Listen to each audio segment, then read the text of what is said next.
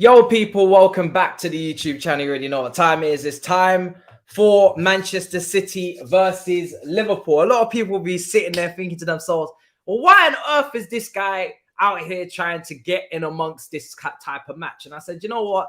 I'm not starting off the watchalongs back from the World Cup on a downer.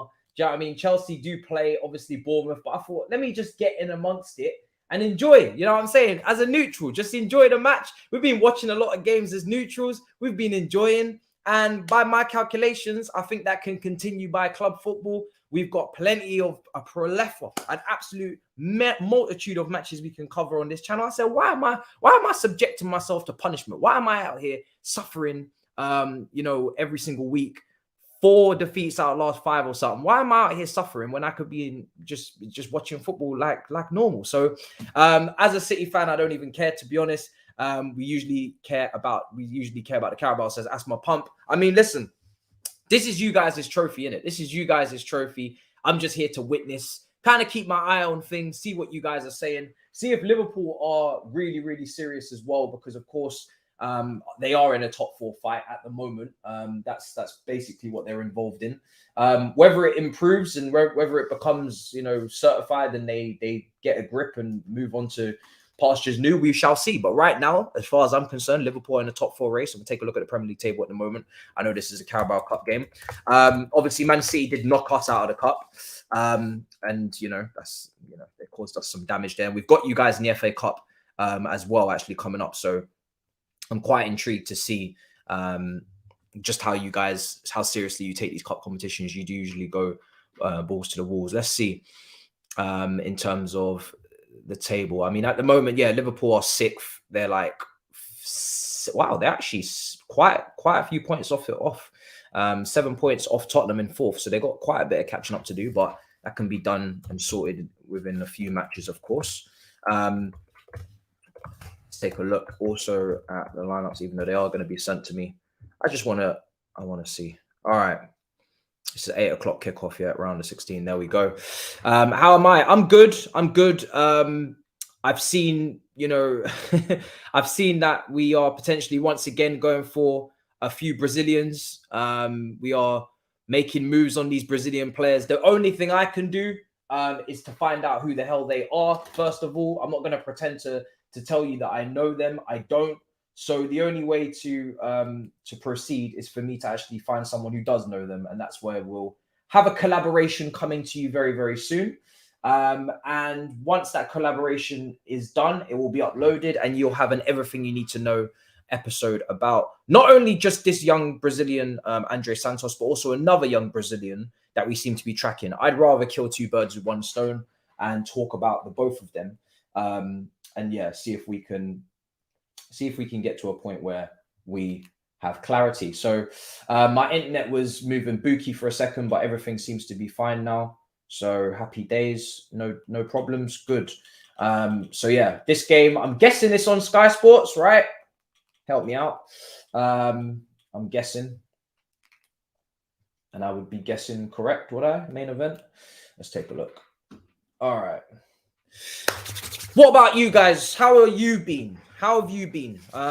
I will be bringing plenty of content to you. So I've just recorded London Clubs Carnage, right? So London Clubs Carnage will be coming out over the next couple of days. It could be tomorrow. It could be the day after. I'm trying to make sure that I give you a video every day over the Christmas break. So there'll be a video tomorrow, which will be either London Clubs Carnage or something else. Maybe the collaboration on that for the Brazilian Wonder Kids. Then there'll be a video on Saturday as well, one of the 2 that I've just mentioned. And on Christmas Day, I will put out a podcast episode in studio. Me, Damian, and Nita will discuss more talk on football there with us 3. Queen's Speech podcast will come out on the Sunday, and then on the Monday preview for Bournemouth. So, and then there'll be a bit of FIFA streaming in there as well. So you're going to get minimum 1 upload a day throughout this period. You might even get 2 if I stream FIFA on a couple of those days. So yeah, there'll definitely at least be 1 more career mode dropping on the channel before Bournemouth, and then we move from there. Man City fans in the chat, there's a few of you in there. do you care about this game? Talk to me. Do you give a shit, or is it not at all, really high up in your priorities? Because we know Champions League football now is really the creme de la creme for you guys. I know you're in a title race as well, but you win it every year. Surely it's about Premier League football at this point. Do you know what I mean? Surely it's about Champions League football. The graphics are coming over now, so let me get the lineups quickly up on the screen immediately. And then we can talk about the teams as well. But I don't know. Do you get sick of winning the Carabao Cup? I don't know. You talk to me. You tell me. I'll take it at this point, but we're out of it. Thanks to you lot, greedy bastards. All right. Here's the lineup. All right. So, wow, this is what we're dealing with. Shit. Some of these lineups are a little bit mad, but this is the lineup for the match upcoming for both teams. Take a look around. I'm gonna go through it in a minute. I'm just trying to put together a few things. Let me see if I can't tweet this out as well. These lineups are, I mean, to be fair, we're not really surprised, are we? There was always going to be a couple of changes, World Cup, that's influencing things, of course, as well, helps. And you don't want to pick up any major injuries. As much as I think both these teams will want to win and progress to the quarterfinals, you are actually only going into the quarterfinals after this. You would think that this is some sort of semi-final blockbuster clash or whatever, but it is just, the round before the quarterfinal. So you don't want to pick up any major injuries. There's a lot of fixtures. If you do go out, as much as you want to be in the competition, you want to win, there's so many fixtures in January. There's so much injuries that's more than likely to occur. You probably wouldn't cry over it and you'd move on quite swiftly because you'd be able to save your players for more important matters. But let's take a look. So obviously on Man City side, it's quite a strong team. Akanji's in there. Lewis is in there at right back. He was in the team against Chelsea in the last round. Same with the goalkeeper as well. Akanji and Laporte and Ake. So it's a strong team. De Bruyne, Rodri, Gundogan, Mahrez, Erling Haaland and Palmer. It's a strong team. Very, very strong team. I'm just looking at the bench. You've got Grealish, you've got Foden, you've got Walker, Gomez, Cancelo, Stones. That's a strong team. Bernardo. That's a very, very strong Manchester City team. There's a couple rotations in there. A couple young players are being given the go. We know Pep likes to use a few cut players in his starting 11. Before it was Zac Efron, Zach Stefan, but I used to call him Zac Efron instead. He used to start all of the cup games before he transferred out. I think he might have moved to Middlesbrough or something. I'm not sure. Now they got a new cup goalkeeper. Lewis is clearly getting his game time in as well. Palmer. I'm just trying to think of, off the top of my head, if there's any other City youngsters that could have been used in this scenario. What happened to is it McAtee? Is it McAtee? That youngster for City? I'm trying to think of Manchester's, because Man City, to be fair to them, they've sold half of their under 23 team in the PL2 that last season that did really well. Obviously, you're seeing, Lavia at Southampton and all of these guys. So Man City had a great under 23s team, and they sold basically everybody to obviously reap in the profit because there wasn't good enough maybe for the first team. So maybe there's actually not that many youngsters left that can feature in this type of game. He went to Middlesbrough. Zach Stefan, Zac Efron. He went to Middlesbrough. Who else did they have? Actually, do you know what? On Transfer Market, most of their business doesn't even show up. I've learned that. Most of it's just first teamers. So your Sterlings are on there, your Fernandinho's on free transfers, Zinchenko's, Gabriel Jesus's. But a lot of the young players that they sold last summer are actually not on there. So you'd have to go elsewhere, I guess, to look for that information. At least they're not written down anyway. For Liverpool, James Milner is captain. Kelleher in goal. Was he in goal in one of the cup finals against Chelsea? I think he was. We played them twice last season in the cup final. McAtee's at Sheffield United. Is it Sheffield United or Sheffield Wednesday? Do let me know.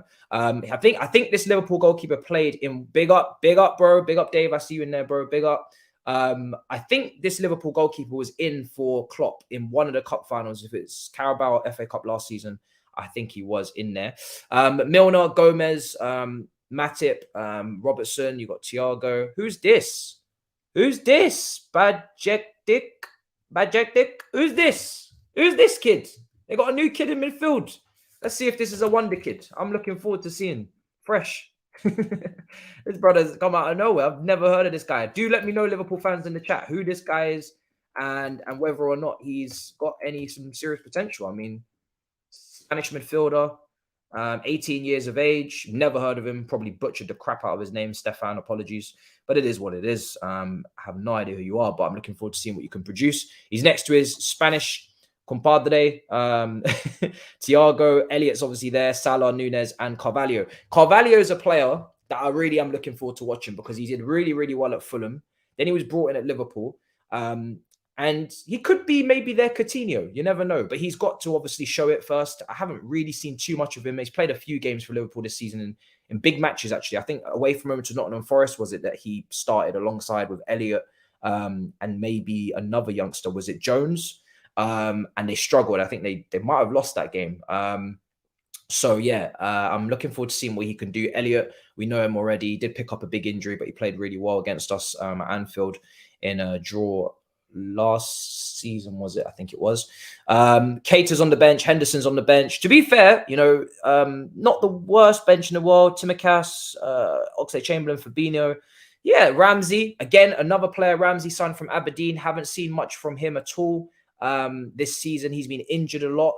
But again, another player that's meant to have a lot of potential. Apparently, he's been training pretty well. Phillips is there. Adrian's there as well. But apparently, Ramsey's meant to be quite the player. So again, that's some competition maybe for Trent at right back. Obviously, Milner's there now. So let's see. I'm surprised there's no Trent, Liverpool fans. Let me know why no Trent. He didn't play for England, obviously, in the World Cup. He basically trained, so he should be fully fit. So I'm surprised that there's no Trent. And he's not even on the bench. So I'm guessing there must be something wrong there. He must be injured or something. Kelleher saved in the Carabao Cup final that went to 22 penalties where Kepa skied his. Oh, shit. Yeah, so that makes sense. City are going to cook Liverpool's midfield, some people are saying as well. More than likely, yes. I mean, did you know, let's see. This young Spanish kid could pull up trees. You never know. He might do something out of the ordinary. Let's not write him off. But at the moment, yeah, City's midfield is looking a bit superior. Joke says, I'm so happy we dodged 3 bullets this summer with Rafinha, Dembele, and Koundé. All bums. Imagine if we'd sign all 3 of them. Bless up Barcelona. I wouldn't call them bums, but I would definitely say at the moment we're looking a lot, you know, better off than we did when we thought we missed out on them. Koundé, I can get over. You know, there's loads of great centre-backs out there. Vardio is definitely someone that I'm even more keen on. And then Dembele, again, it's just whether he can stay fit. He is a bit inconsistent, but the talent is ridiculous. But again, talent has to be, you know, shown on the pitch. And unfortunately, he didn't have great performances towards the end of the World Cup. But I'm not going to get on the Dembele hate train because I was never really over-gassing Dembele either. I kind of I know what I'm getting with Dembele. He's going to be a bit inconsistent. He's got a lot of talent. He can definitely create. He can be a creative machine. Can't really finish for me. I always keep saying I don't think he can finish that well. A lot of people say, no, he can shoot. He can shoot with both feet. But that doesn't make him a good finisher. That makes him able to shoot with both feet. I don't think he's a good finisher in terms of his technique and just being reliable. And then Rafinha, listen, I think we were going to use Rafinha as a right wing back anyway, so it would have been a completely different Rafinha. But again, you know, no point crying over spilt milk. We battled Arsenal for him, and then he went to Barcelona. It is what it is. These guys took pay cuts to go over there. See what else you guys are saying in the chat. Yes, I heard that Kai Havertz bagged a hat-trick behind closed doors. Don't worry, Iceman. I'm not going to gas him up. I personally am not really bothered about what happens behind closed doors because I didn't see it. So I can't. It's like QPR. Remember when we smashed up QPR and Loftus-Cheek scored a hat-trick? No one has ever seen the footage. No one has ever seen the tapes. No one has ever seen the vision. So until I see this shit in front of my eyes, I'm not going to believe it. I'm a blind boy. Do you know what I'm saying? I'm going for a consultation for laser eye surgery next year. If I didn't see it, it didn't happen. So, you know, for me, I'm not really gassed. Again, let's just see what he does against Bournemouth. That's more important. A game with points on the line. I'm not really interested in behind the scenes footage. And also, that game had like 3 45-minute halves. So, yeah. Apparently, Grizz doesn't rate Bjatic. I'm butchering it. Please, somebody sound that out. I'm trying to get better at pronouncing names on these watchalongs because it's not good to be butchering everybody's name like this. But you can forgive me for this one. I have no idea who this kid is. Okay. Highland brace loading. Keep an eye out for Ben. Dudok. He is Dadak. He is rapid. Only just turned 17. Is he on the bench? He is on the bench. Yes, he's on the bench for Liverpool. Okay, cool. We'll keep an eye on. Big up the Chelsea perspective as always. CJ, in terms of Andre Santos, I am not going to lie to you. I have never look. You see me? I will not lie to you. Okay, I have not heard of this guy. I don't know you. So what I'm going to do, because I don't know this guy, and I'm not going to go through YouTube and watch comps and then, you know, I'm not going to bother with that. So what I'm going to do is I'm going to bring on a guest. I think it's almost but confirmed that we'll have on a guest for this. Tactical manager, you'll know him. Hopefully he's been on the channel before. He covers US men's national team, MLS, and all, you know, but he also covers Brazilian football, and he knows a lot about Brazilian football. He was here for the Palmeiras Club World Cup final preview, and he helped us cover Palmeiras, and he got it absolutely spot on. So what we're going to do is we're going to bring him on as a guest. Everything you need to know about Andre Santos, and also everything you need to know about another young Brazilian kid that we're caught in as well, that we're looking at. Let me see if I can find the name real quick. I believe it was, bro, we're signing people every day. It was Victor Roque, yeah? So we're going to try and get everything you need to know. Big, nice, half an hour, 35-minute, you know, proper in-depth analysis on these young kids. From our guest, and then we'll put that up. So until I get to speak to him and ask him the questions, I have no thoughts. All I've done is basic research like the rest of you. I've seen a few comps, but again, there's no point me relaying that to you. We all watch the same comps. I have seen that he's a box-to-box midfielder. I do think some of his attributes are being a little bit over exaggerated just to try and get us excited, right? Let's see if he produces it when he comes. Things like passing through the lines, and listen, let's see. I think he's definitely looks like a good ball carrier from what I can see. You know, a good dribbler. He's obviously a box-to-box midfielder. He's got a tall frame. He can carry the ball. I think that goes without saying. Apparently, according to Secret Scout as well, who we know from Twitter, that he can also play in a back three. Apparently, he can play in a back three as well as being in the box-to-box midfield position. But again, we signed a lot of box-to-box midfielders. So I'm more looking at, okay, where's the DM? Do you know what I'm saying? So we'll speak more about it hopefully later on tonight in the collab, and then I'll put that out tomorrow, and then I'll put it out on Saturday. But until then, I haven't really got much of an opinion on the kid. But the comp looks nice. All right, cool. What's his potential in FIFA? Jesus Christ. These are the questions. These are the thought-provoking questions that we need to ask ourselves. If I had Football Manager, because I don't have it, because if I got it, I'd be addicted. But if I had that, then I might be able to tell you, because, you know, 6-7 years down the line, if he turns into a superstar, I'd be backing it. I'm not going to lie. Okay, cool. Why are we signing so many kids? Listen, we're just buying we're buying up all the talent, aren't we? Until one of them, you know, end up blowing up. Yeah, there was a few sources that said, I can't remember exactly what source, but there are a few sources speaking on him. Victor Roque. Are you excited about Fofana? Again, I can only get so excited. Okay, he looks good.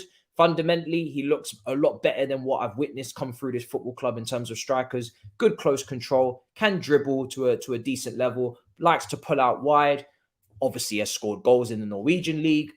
You know, Ivory Coast. I wouldn't say that he's the next Drogba. He looks actually more like a bit of a Samuel Eto'o, but he wants to play for Chelsea. It's all good. But again, he's young. He's got to develop. Let's see what journey he goes on, who he goes out on loan to, you know, whether he kicks on in a Dutch league or a Belgium league. And then, you know, he's got a long way to go.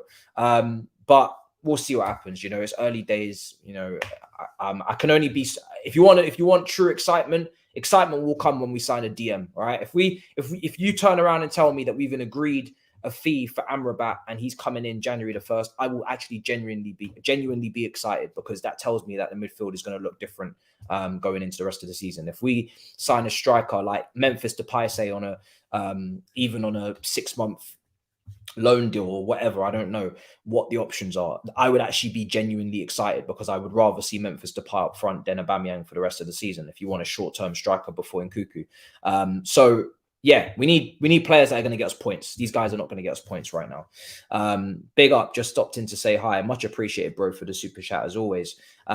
Resume my Nunes propaganda. Let's get some score predictions going as well for this game. I am going to be doing a lot more of this type of stuff where I cover other games this season.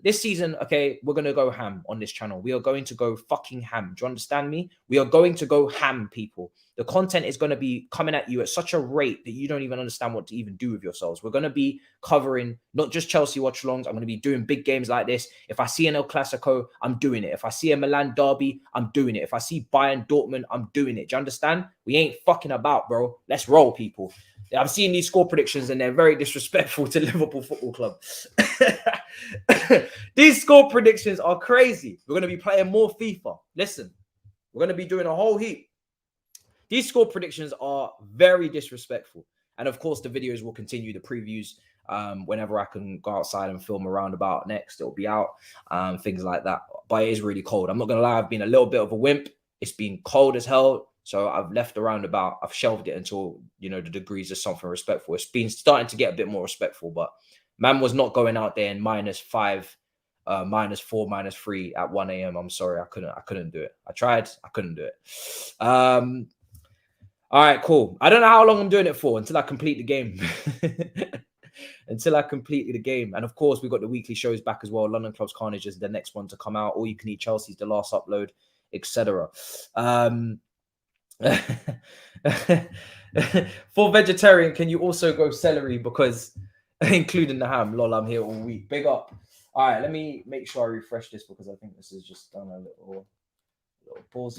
All right, the game, we'll have the timer very, very soon. I am dedicated, people. All right, right now my girlfriend and my mate are out, you know, doing the Christmas markets and, you know, looking at all the lights and shit. And I'm in here making sure that I provide more content for you guys. Do you know what I mean? So make sure you smash up the likes, okay? I definitely ditched them for this. But I'm excited to watch this match. Like I said, I was never going to roll up in here with no Chelsea-Bournemouth depressed session. You know what I'm saying? Depression session. Nah, we have to start as we mean to go on, man. And we have to start with some good football, hopefully. Milner right back. People are laughing. Haaland hat-trick. I can feel it. I can feel it in my bones. Listen, again, I'm just out here to say all I want. Relax. He's my roommate. Relax. Also, relax. Look at the chat now. Look at the chat. Relax. Oh my days. I should never have said that on here. You man are going to go crazy. Relax yourselves, guys. The KDB slander. Daps, tell them to relax, please. I beg of you, fam. I'm not going into details, but you man need to calm down. Trust me, we're all good. Fuck, say imposter. Yo, I'm not going to explain my personal shit, but relax, people. It's good. It's calm in the hood, man. You don't need to stress. Right, Daps, you need to tell them to relax, man. You need to tell them to relax. Jesus Christ. Anyway, moving on.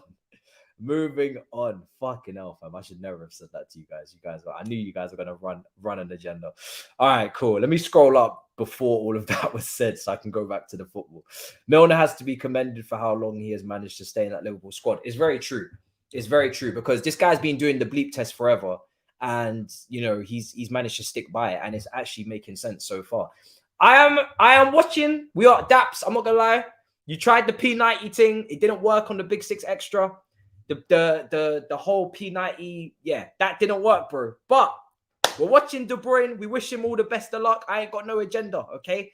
I'm looking for a good football match. I just want to see entertainment. I just want to see goals. I'm good. I'm not trying to have any problems here today for Kevin De Bruyne, okay? Hopefully he puts up a great performance. Let's see what happens. Again, I don't really care who goes through. I guess if I'm hanging my hat on someone, I'm probably going to say, you know, we hate Liverpool more, so it'd be better if Man City beat them. But if Liverpool go through, then okay, that's not the real Daps. If Liverpool go through, then they've got more games, and that means potentially we might have a situation where, you know, Liverpool are juggling top 4 and a trophy, and you know, it just doesn't help, does it? With fixtures, you know, maybe more injuries, you know, more misfortune, whatever. So, yeah, I'm not really bothered to really who wins. I just want to see good football, and that's all that matters. I did think that was the real Daps, but unfortunately, it ain't real Daps. So why didn't you block him then? If he ain't real, block his ass. Do you know what I'm saying? You don't have to keep the fake Daps in here. It's just not necessary. It's really not necessary. Nunes 4 goals. 4 goals, bloody hell. Heard FIFA is investigating. Yes. Let's talk about this for a second, right? You see Salt Bay. I'm not gonna lie. I don't know about you guys, but I did not like to see him on that pitch doing what he was doing. And yes, it's harmless, I guess. Yes, he's irrelevant in that situation. Cool. But he's taking the moment away from the players. This is a World Cup final. This is a World Cup final. This is a situation that happens once every 4 years. And for those players, once in a lifetime. And this guy who doesn't even really understand the magnitude of the final, the magnitude of the trophy, the magnitude of the legacy, is begging it with Messi, trying to take a photo, interrupting, and the audacity. The man is holding the trophy. He's touching the sacred World Cup that everybody dreams of. And I'm pretty sure in the rules, it's actually meant to be only officials and statesmen and the players, right? The winning team. You're not meant to touch that trophy. Like, it's not just every little wishy-washy, here you go. You don't just grab up the trophy with your steak salt hands and think that you can get away with it, brother. Like, I'm sorry. Personally, I don't get it. I don't know why he's there. Yes, it's a lot of clout chasing. He wants to put the pictures up on Instagram, get all the likes. But for me, we need to have barriers in this world. And the first barrier that needs to go up is World Cup Day. Yeah. World Cup Day is about the players that earn the right to be in that final. It's about the people that support that nation. It's about the families. It's not about Salt Bay coming in and fucking sprinkling your little pieces of seasoning on the damn trophy, right? Interrupting pictures, you know, getting in people's pictures. The players look so uncomfortable. I felt so sorry for them. Big moment in their life, best moment of their life. And this guy, this clout chaser, is out there interrupting their photos, you know, trying to grab them up every minute. No, I didn't like it at all, man. And it really rubbed me up the wrong way because I was like, it's like, bro, that's a big moment in someone's life. Bro, best believe if I ever accomplished anything close to half of the magnitude of that, right, which would have to be some mad shit. I would have to have some sort of KSI YouTube, you know, arc and become an actor or some shit and receive an Oscar. Let's just play hypothetical. Best believe if I ever received the Oscar for acting or some shit in 20 years time, yeah, on some voodoo bandulu arc, and this brother ever got in my way, I swear I will punch him up. I will move like Will Smith. Do you know what I'm saying? Just phew. Don't ever get sometimes these players are too nice. I can't lie. Messi was feeling violated, bro. He was getting man marked. That's the closest anybody got to him all tournament. Nah, man. He was getting man marked like Ander Herrera versus Eden Hazard. Listen, if any brother come next to me in a moment like that, I'm slapping him up, fam. There's no way these players should be letting him get in the way. Nah, crazy. Unbelievable. Bro, yeah. Salt Bay, he's the restaurant guy, man. I saw the prices that he's trying to charge in that restaurant in London. Holy shit. I'm telling you, no way. No way. It's not worth it, man. I know it's wrapped up in gold, you know what I mean, for Christmas and whatnot, but there ain't no way we paying that kind of money for no steak. I'm sorry. Man will forever die on the hill of never going to a restaurant that charges like that. Nah, no chance. SW6 Steve Urkel, that's my nickname now, yeah. What's up, my G? Nice dance moves. Listen, we don't speak of that, okay? Anything that happened on DR Sports over the World Cup break at halftime, we don't speak of. It wasn't me. I'm not involved. I need to get a twin like Toby. I'm not going to lie. That was a masterstroke. Man already had a alibi from the moment he was born, fam. Had a twin. Bro, I need a twin, bro. I need to get a twin because man can't be out here doing this nonsense on World Cup watch-along, singing and dancing, and now man am out here accusing me of shit. Yeah. I mean, to be honest, I'm not gonna lie. I forgot the watch-along was going on. It was a World Cup final. I was gassed. I was absolutely gassed. It was such a great game. Such a great game, fam. Salt Beg is not the chef. He's a bloody waiter, mate. Oh, Jesus. Get Steve Urkel in. Jesus Christ. Obviously, you guys would have seen the overlays and stuff that we've been bringing in for some of the videos. And there's all the characters there. Your smart guy, Steve Urkel, all these guys, bro. Who was it? Malcolm X as well. People were calling me Malcolm Ma. You know, when we was doing the protest for the whole make sure that we don't get owned by the fucking rickets. And I was out there doing the protests and I was holding up the sign, but people thought I was holding up the sign in the picture because I was trying to do some sort of movement, like, you know what I mean? No, I was tired as hell. My head was down. It was hot. You know what I mean? Because I think this happened in what? Yeah, it was a hot day, and I was wearing a big ass jacket for like an idiot. And bro, I just lost all energy, man. I'm not gonna lie. I lost all energy. Oh God, I was talking about my Insta story. Oh, okay, sorry. Big up, bro. Appreciate the super chats. So yeah, you guys have been getting your predictions in. That's my point. What do you know about Malcolm X? You learned that in history or something? Valverde or Jude Bellingham?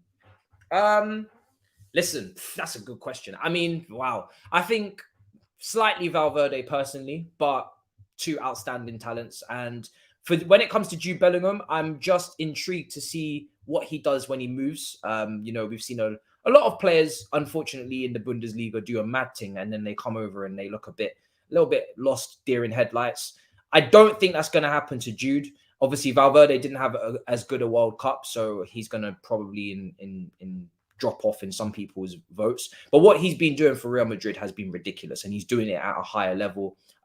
He's more complete, I would say, at the moment. But as I agree with you, but I think because he's doing it for Real Madrid, I think that's a massive thing. Like to play under that pressure and really dislodge some of the greatest midfielders, or play with some of the greatest midfielders of our generation, which is the Modric, the Toni Krooses. That is a feat, and that's a jump up from Dortmund. So Jude Bellingham is great, and I think he's going to be a top midfielder, and it looks like he'll be fine. I actually don't envision him to have the same problems that Sancho and these other guys have had in the Prem, but let's see what happens first before we get into that. Obviously, yeah, Sancho's gone AWOL for sure. Where's Trent? What's happened to Trent? Is he injured? Why is he not in the team? What's it about? Big up everybody supporting, by the way. This is my first. By the way, you guys, yeah. Let me give you a standing ovation. Let me give you a standing ovation. You guys are great. Big up. Honestly. Big up. Because there's 350 of you in here. I ain't even doing a Chelsea watch along. I didn't even really tell you I was even doing this. I just put this up randomly at like 2 p.m. and just said, fuck it. Do you know what I'm saying? So big up to you guys for dropping in. Carabao Cup game. Not Chelsea related. We're going to start doing more of these. And yeah, it's going to be interesting. John said, sit down. He's on holiday. But does he really need to be on holiday? I mean, I don't know. He hasn't really been playing. So I'm a little bit surprised that he's not in the team. Like I said, he hasn't played a single minute for England. He's been training. I don't know. Maybe he needs the holiday. Mentally, maybe he needs the holiday. I don't know. But a little bit surprised. Trent is doing up a video with Beta Squad. That's why he's not playing today. It's a Silver Spring. I mean, listen, if he's got a niggle or knock or something, let me know, because I'm very surprised he's not in the team. Where's Van Dijk? Yeah. I mean, I can understand if he's on a break, because I guess he did, he's at least featured in the World Cup. When did Holland go out? The Netherlands went out was it in the round of, I think it might have been the round of 16. No. They went through, and I think they went out in the quarterfinal, didn't they? I think the Netherlands went out in the quarterfinal. They went, quarterfinals. They definitely got past the first round. So yeah. Okay, cool. Quarterfinal. Okay, so yeah, last 8. I think, to be fair, that's when Brazil went out as well. So yeah, I think a lot of those players are getting rest. I'm just trying to look in that Man City team. De Bruyne went out in the group stage. Haaland. Yeah, not even many Man City players were even there. Laporte went out in the round of 16, was it? Against Morocco. So yeah, I think most of those guys didn't get to a quarterfinal, did they? So I think we're good. On Liverpool's side, Nunes went out in the group stage. Thiago did not go, shockingly. I think that was a little bit of a mistake from Enrique, but it is what it is. And yeah, so both these teams, basically the starting 11s, are not really featuring past the round of 16. And then on the bench, Henderson is there, who got to the quarters, etc. Fabinho. Yeah. So okay, cool. That makes sense. I think the selections actually are quite fair in that sense. Ake is there, but no VVD. Yeah, true. Yeah. Okay. I missed that. I didn't. Yeah, you're right. Fair play. And most people will say that Ake was actually better than Van Dijk in the tournament as well. So maybe Nathan Ake's just built different. Maybe Nathan Ake's just built different. He is from La Cobham at the end of the day. So there is Cobham tax on these things. Not everybody can come back early like that. It's not for everyone. So, a little asterisk next to Nathan, because he's from Chelsea. And he's doing well. He's had I think he was good for the Netherlands. Been decent for City. Looks good for City. So Yeah, man's doing well. He's doing his thing. I'm glad Thiago didn't go. He would have got injured, most likely. Yeah. Yeah. Laporte went out in the round of 16 to Morocco, Spain. Yeah. Stones. Yeah, but they're not starting. So some of them are on the bench. Yeah. Like Henderson's on the bench as well. So yeah, all these guys are on the bench. Apart from Ake, Bernardo is also on the bench as well. So yeah, I don't know what's going on with Van Dijk, but I know most of the quarterfinalists are on the bench in both these teams, apart from Nathan Ake. So that's a good point. Maybe because he missed the penalty, he's hurting just that little bit extra, and that's taking his toll. And of course, that's why he needs the extra break. Listen, you guys come up with the conspiracy theories that you wish to.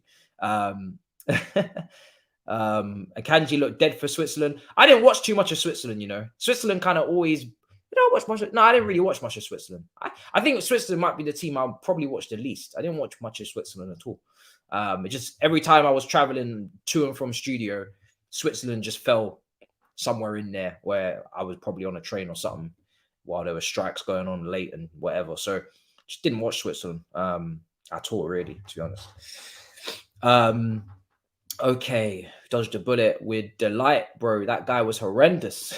He wasn't really starting, was he? It was more Timber, Van Dijk, and then Nathan Ake, and then Delight. Delight come on off the bench more time. So we got a chance for Bellingham, in your opinion. If you're a Chelsea fan, breadstick, I'm gonna tell you fundamentally, abundantly, emphatically, bombastically, drastically, fantastically, no chance. We have no chance. We're not getting Bellingham. So, yeah, there you are. Yeah, you needed that. Break it to you. We ain't getting him. And to be honest, I'm not gonna lie to you. I'm all right with that. As long as we, bring in quality in that area. Which, by the way, we're buying up all of the young box-to-box midfielders in the world. So we should actually have that area catered for, you'd say. But yeah, I don't think we're getting him. Bellingham is most likely going to Real Madrid. Man said Delight like it's a beer. Speaking of which, I should have brought a little beverage with me. I should have got a beverage. You know what I'm saying? I should have brought something. Holland played the dead football. So, yeah, I mean, they weren't the best. I think when Depay came in for that game and he scored a couple goals, he looked like he brought a little bit of something. When their goals were scored, they were good team goals, good transitions, good well-worked stuff. But yeah, they weren't the old Dutch team of, the Schneiders and the Van der Vaarts and the Iron Robbins and the Van Persies. And that team that I'm talking about is a cool team. Do you know what I'm saying? That's a cup final, World Cup final 2010. They had a great team back then. Now, not so much. And obviously, if we take it even back further, you can go Van Basten, you can go Edgar Davids, you could go Koeman, you could go obviously Van der Sar in goal, and yeah, there's a lot of great Dutch players over the years. Bergkamp, how could I forget Bergkamp? I believe it. Overmars, isn't it as well? So yeah, loads. All right, cool. Let's see what else is being said. We are 15 minutes from kickoff. Timer will be up on your screen. Very interested to see what the Palmer guy always looks quality. Yeah, he's talented. Whether he makes it at Manchester City, I'll be very, very interested to see, because at the moment at Man City, the level is so high that unless you're like a Phil Foden, it's almost borderline impossible for you to break through. Like I said, their PL2 team absolutely ripped up the under-23s last season, so much so that basically all Premier League and European clubs just come and feasted upon their team like fucking, rugrats. Not rugrats, like bloody, what's that word? Like dogs, wild dogs. I can't think of hyenas. That's it. Like hyenas. They just come and feasted on everybody and took every single player because they couldn't get into the City team. There was no space or whatever. So it's going to be interesting to see if he breaks in. I think out of everybody that I've seen, he looks like he's got the best chance because he does look really good. But the position that he's vying for is very, very, very, very talented position. He's going up against Mahrez is getting older. Bernardo could leave. Grealish is there. Foden. There could be a gap for him. If Bernardo leaves and Gundogan leaves, then there'll be some slots opening up in those areas. But we'll see. We got Andre Santos, 8 million. Bellingham, we're fine. I think Bellingham, yeah. I mean, Grizz seems to say that he's going to Liverpool and there's literally no discussion. so we shall see. Big up Matt from South Africa, looking like Jeffrey Dahmer. I know that's definitely from expressions of somebody who's decided to stay in school with aspirations to become FIFA president one day. Much love to you, man. Big up. Listen, if I could become FIFA president, I'll tell you one thing I would do is keep the World Cup every 4 years. I wouldn't be bringing that down at all. No chance. Let's see. Knowing what you know now, would you rate Ake over Koulibaly? Do you know what? Yeah, I think a lot of the Koulibaly criticism is justified in terms of we expected a lot more, and there's a lot of individual errors or howlers, or just he's not playing to the level we thought. However, I still do believe he is a great player, and I still do believe he's the better player. But I do believe as well, a lot of the reason why he's playing poorly is potentially because of the unsettled situation we have at Chelsea with the change of management, change of staff. Like, he came in thinking he was going to play under Thomas Tuchel, and then we go and switch up manager. Now, from what I remember when I did an Everything You Need to Know series, and I spoke about Koulibaly with a few of, people that know Italian football inside out, they said one of the big things for Koulibaly in him actually playing well is consistency and stability from management and from style and system. And we've been chopping and changing between a back three and a back four. He doesn't play a back three usually. He usually plays a back four. And we've swapped managers. I don't think he's just fallen in terms of ability. Now he can't play football, or he's not as good as I think defenders usually actually get better in that age. I think he's just unsettled. And I think he doesn't know who his defensive partner is going to be from one game to the next. And I think he's just having a bad patch due to, those type of factors. Once things actually settle down, I think he'll be a lot better for it. But at the moment, obviously, Ake's playing a lot better. Okay, cool. Let's see what else was being said. No, it's borderline impossible. Mahrez is aging. The Netherlands wasn't great, but we gave Argentina a battle. Lost on penalties. England bottled it in 90 minutes, no extra time. Jude Bellingham's given, this is according to Marca, we're just reading this, it's not from me. Jude Bellingham has given priority to Real Madrid. Real Madrid now consider Bellingham an absolute priority. Everyone at the club wants him. That's a massive thing if true. Let's see. Mbappe, yes, I have seen Mbappe's already returned to training, the absolute demon. Listen, you see Mbappe, yeah? This villain arc that he's on is brilliant to see. He's taken out his anger on the world, and we're just living in it. Do you know what I mean? That final was incredible. And I wouldn't be surprised if he leads them to a Champions League title now, because he must be fuming. Like, to come back after your birthday, I think his birthday was the day before, and then he comes back to training and he's immediately boots on, no break. Let's deep this, right? You've just lost a World Cup final on penalties. Most people would get a week off, spend it with family, get over the defeat, relax. It's also been his birthday. Have a couple drinky drinks. Do you know what I'm saying? Lay low. This brother said, absolutely not. I'm coming straight into training the next day. I've had enough. We're going straight back. Like, that mentality and the mentality like we saw for the penalties and the composure to stick it past stick it past Martinez 4 times. 3, obviously, with the hat-trick, 1 volley. And then, of course, the penalty in the penalty shootout. For him to do that, the mentality, we saw what happened with Harry Kane, who is a top player. Let's not get it twisted. I spoke about it a little bit on London Club's Carnage. That will come out with Toby, Lawless, and Potts in the next couple of days. Harry Kane is still a top player, but Harry Kane has not got Mbappe's mentality. He's not as ruthless in terms of his mindset, clearly with the big pressure, high pressure moments, maybe because he hasn't been in enough of those moments. But you just had no doubts that Mbappe was sticking those penalties away, where with Kane, you kind of knew second penalty could be dodged. So yeah, Mbappe is just another level mindset wise, to the point where I was just speaking with Rance on his show, obviously at 1 o'clock. He's converted Rance. Mbappe's converted him. He's converted him, bruv.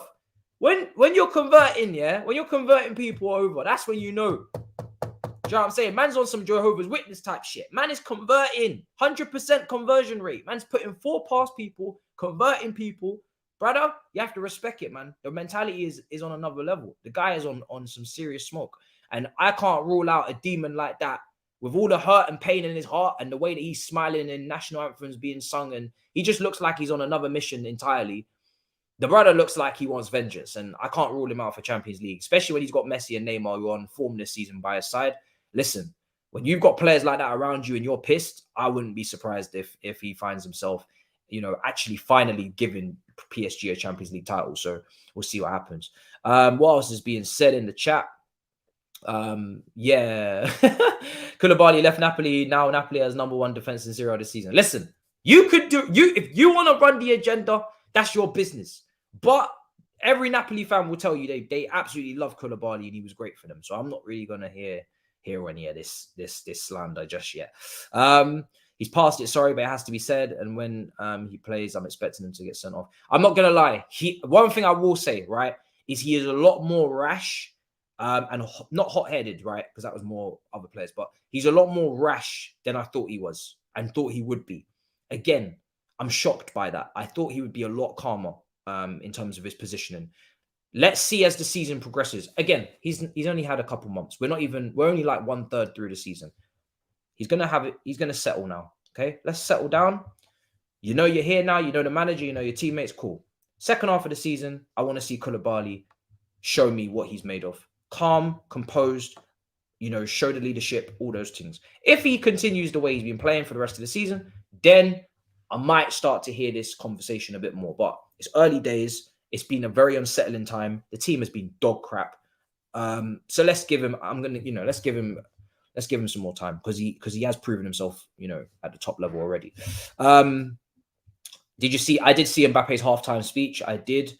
Again, the guy's he's a leader. I think they actually might make him the next captain after Hugo Lloris, I heard as well. So yeah, could be mad. He might actually end up becoming captain. Can you imagine being captain? It's insane what he's doing. He is a top player. He is a top player. Come on, he is a top player. He ain't handling the big moments 100%. I ain't backing him to take. I ain't backing him in a final. I'm not backing him, in a high pressure situation, 9 times out of, 10, I'm not saying 10 times out of 10 he's going to hit it, but he is a top player. He is a top player. And by the way, if he leaves that club like he should, there's still time for him to become,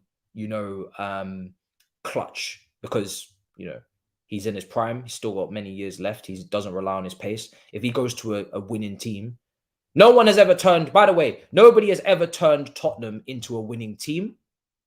These are two things. Nobody's ever turned Tottenham into a winning team, right? Since fucking them old man them there. Do you know what I'm saying? From way back when the TVs were black and white. No one has turned Tottenham into a winning team. So to say that Harry Kane is a bottler for not doing it is harsh. Because Gareth Bale didn't turn them into a winning team. Luka Modric didn't turn them into a winning team.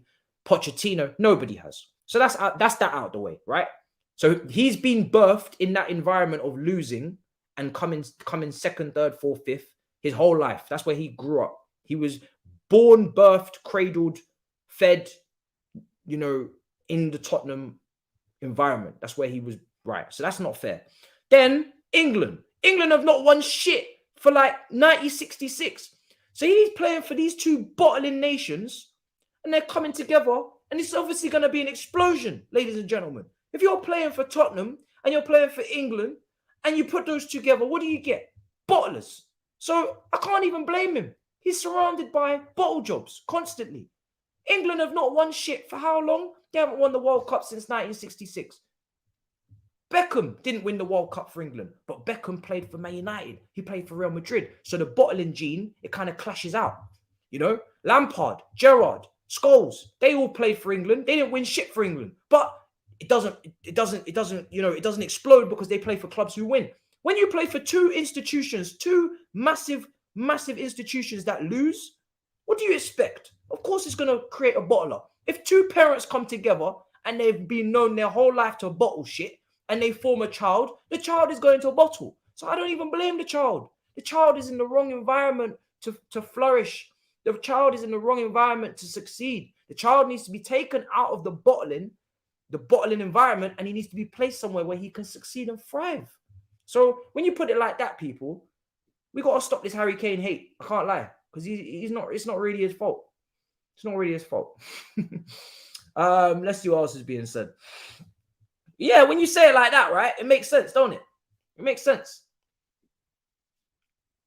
It makes sense. Yeah, I hope that's the real Nini. Big up, bro. Yeah, you have to understand. It's not fair. Do you know what I mean? Obviously, a Leicester fan is immediately going to get in here and say Vardy's better. I mean, Vardy's got a Premier League title, so you know that's what it is. Don't defend that disgrace. Shout you out and say Bamford is the best. Listen, Bamford had a massive injury, yeah. And then he's obviously trying to come back, and he's had some howlers. I've seen some poor performances, but hopefully he does recover in that Leeds team and start to showcase what he was showing a few years ago. I think he actually finished quite high up in the Premier League top scorers list a few years ago. I think he finished the season with like 15, 16 something goals or whatever. It was good. I remember a few good seasons out of him. So obviously in the championship, he's done well. So let's see. Let me get this timer going. Big up to everybody in the building. You guys are smashing it, mate. Make sure you smash the likes as well, though. Don't let all your hard work go to waste, okay? If you've taken time out of your day to come and listen to me waffle about bottle jobs, make sure you smash the like so more people can listen. Do you know what I mean? Be much appreciated. Make sure you subscribe if you haven't already. We're going to be covering loads of rival games. I've got a new series coming up called Rivals View. So I'll be talking about, you know, other teams' matches and doing reviews on them as well and giving you a non-biased, relaxed, calm perspective on those big clashes between those rival clubs. And then obviously you've got your Chelsea reviews where we are very biased and very emotional. So more rival stuff is coming in on top of the Chelsea stuff because, like I've always said, it's not just a Chelsea channel, it's a football channel. And soon to be, even a little bit of F1 dipped and dabbed in there as well, because I'm going to be doing F1 watch-alongs as well next season.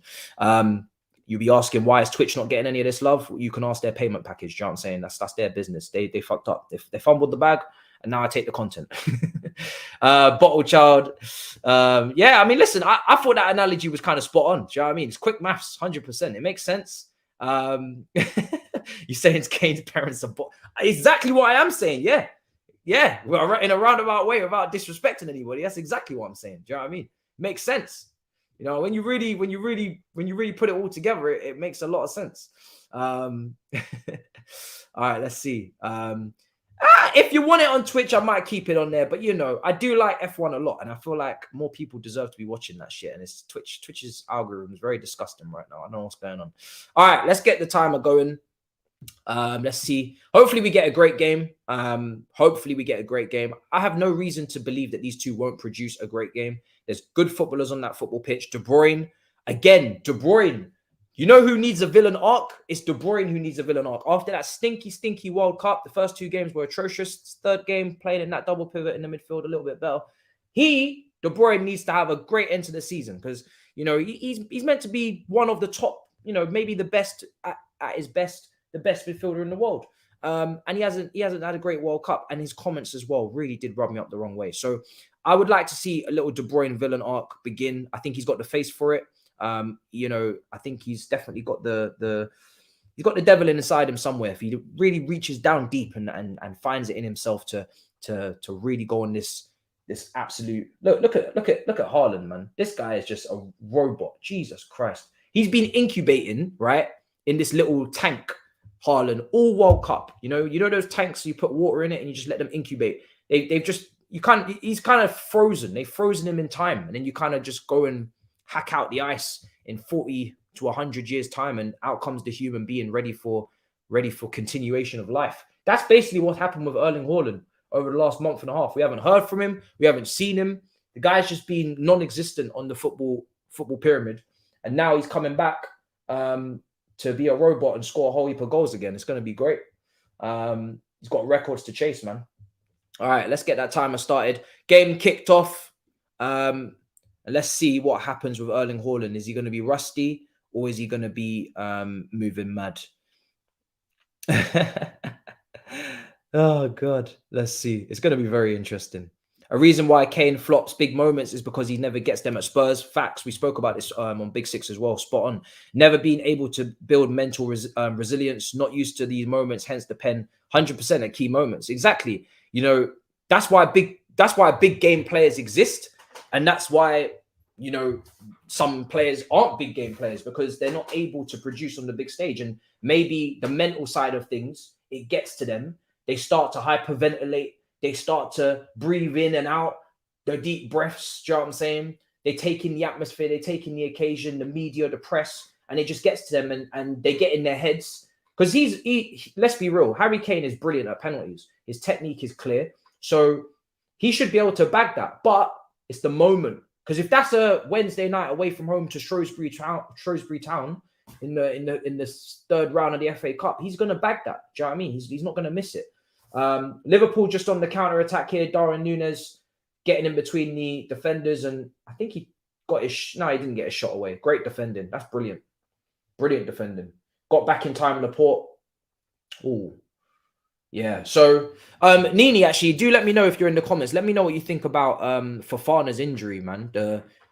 The additional extra sentence given to his injury. I think a month. He's going to be out for a further month. Obviously, I know these are impact injuries a little bit. The last couple big ones, but a little bit worrying that he can't find any real consistent fitness already, just because, you know, he's got to be on the pitch if he's going to develop and be what we paid for. So a little bit worrying already, but we shall see what happens. What is this, bro? What in the bro? Yeah, the Twitch. I'm still going to be producing content on Twitch. I'm just taking shit away as well. Do you know what I'm saying? Because man, that has to eat. Do you know what I mean? Man, that has to eat. We just got a slow cooker. It's doing this thing. If you have a slow cooker at home, I'm telling you, that shit it's just incredible. Some of the dinners that come out of that thing, I don't know how it works, but wow. As Salt Bay would say, wow. What a thing it is. Build up play from Liverpool in their own half. Oh, given away by Robertson. Go on. I just want to see goals. I don't give a damn who wins. So I'm cheering on both teams. I just want to see goals.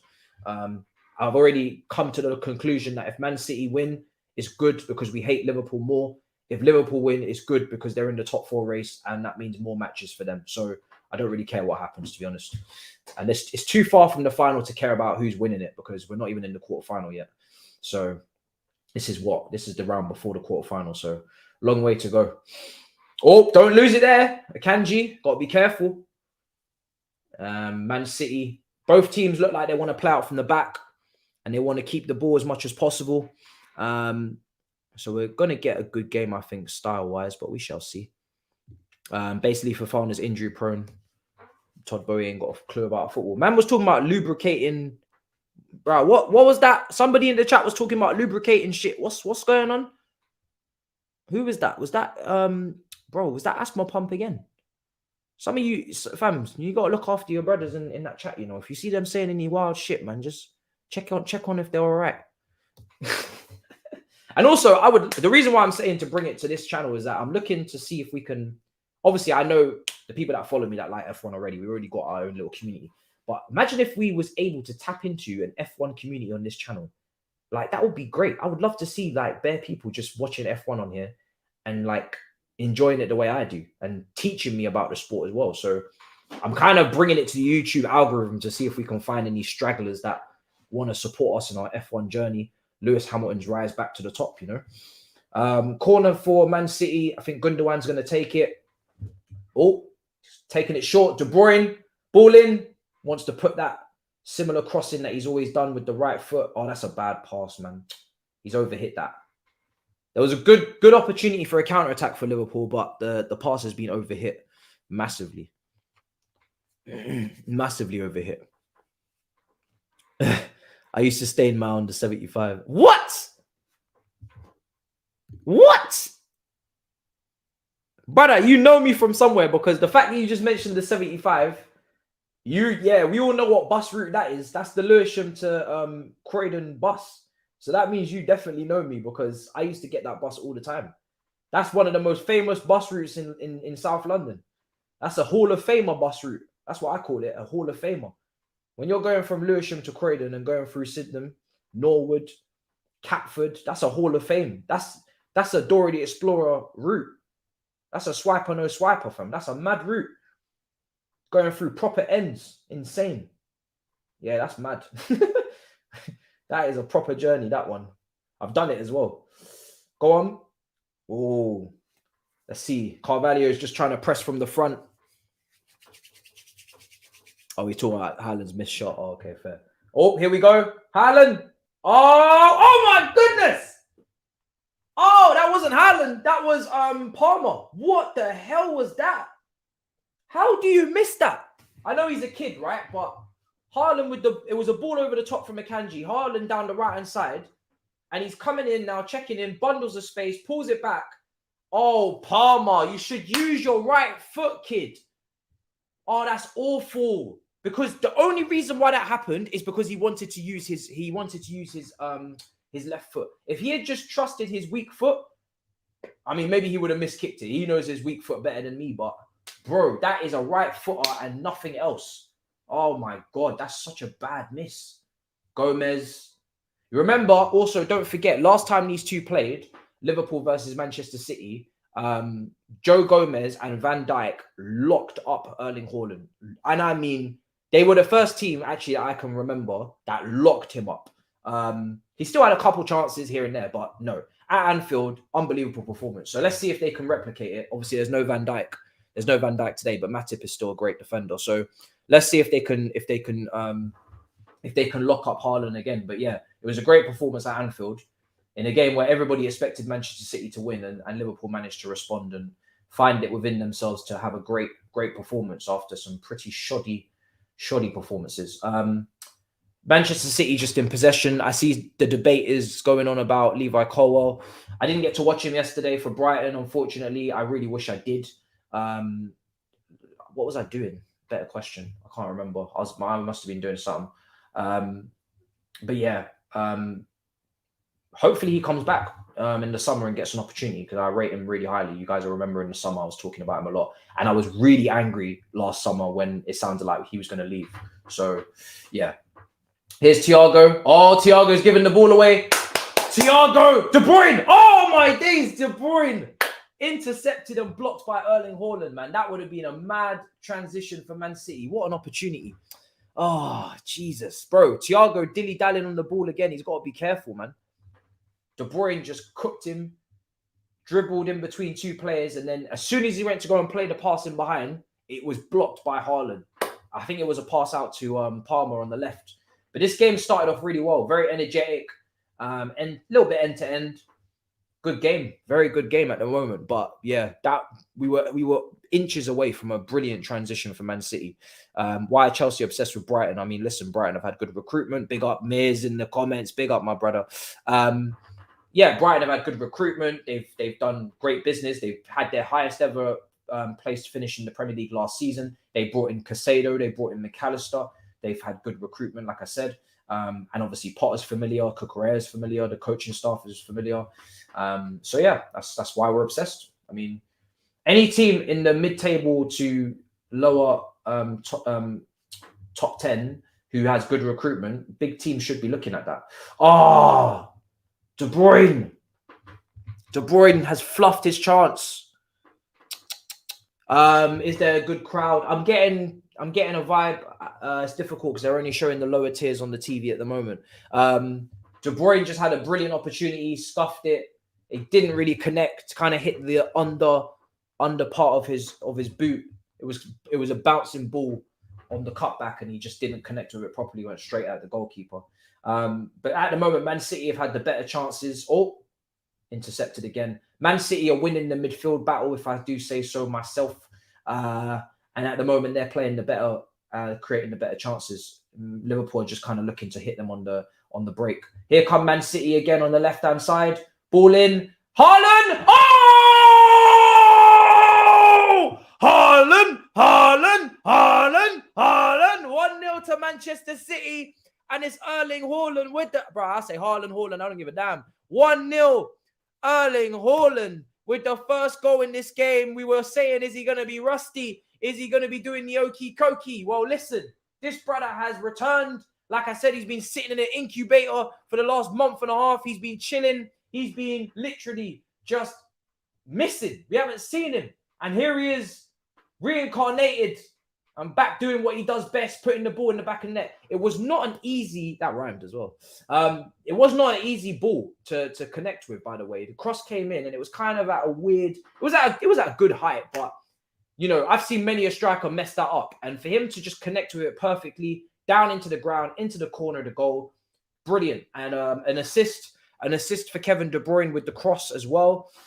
So 10 minutes in, a much-deserved 1-0 lead for Manchester City. 24th goal of the season for Erling Haaland. He's back.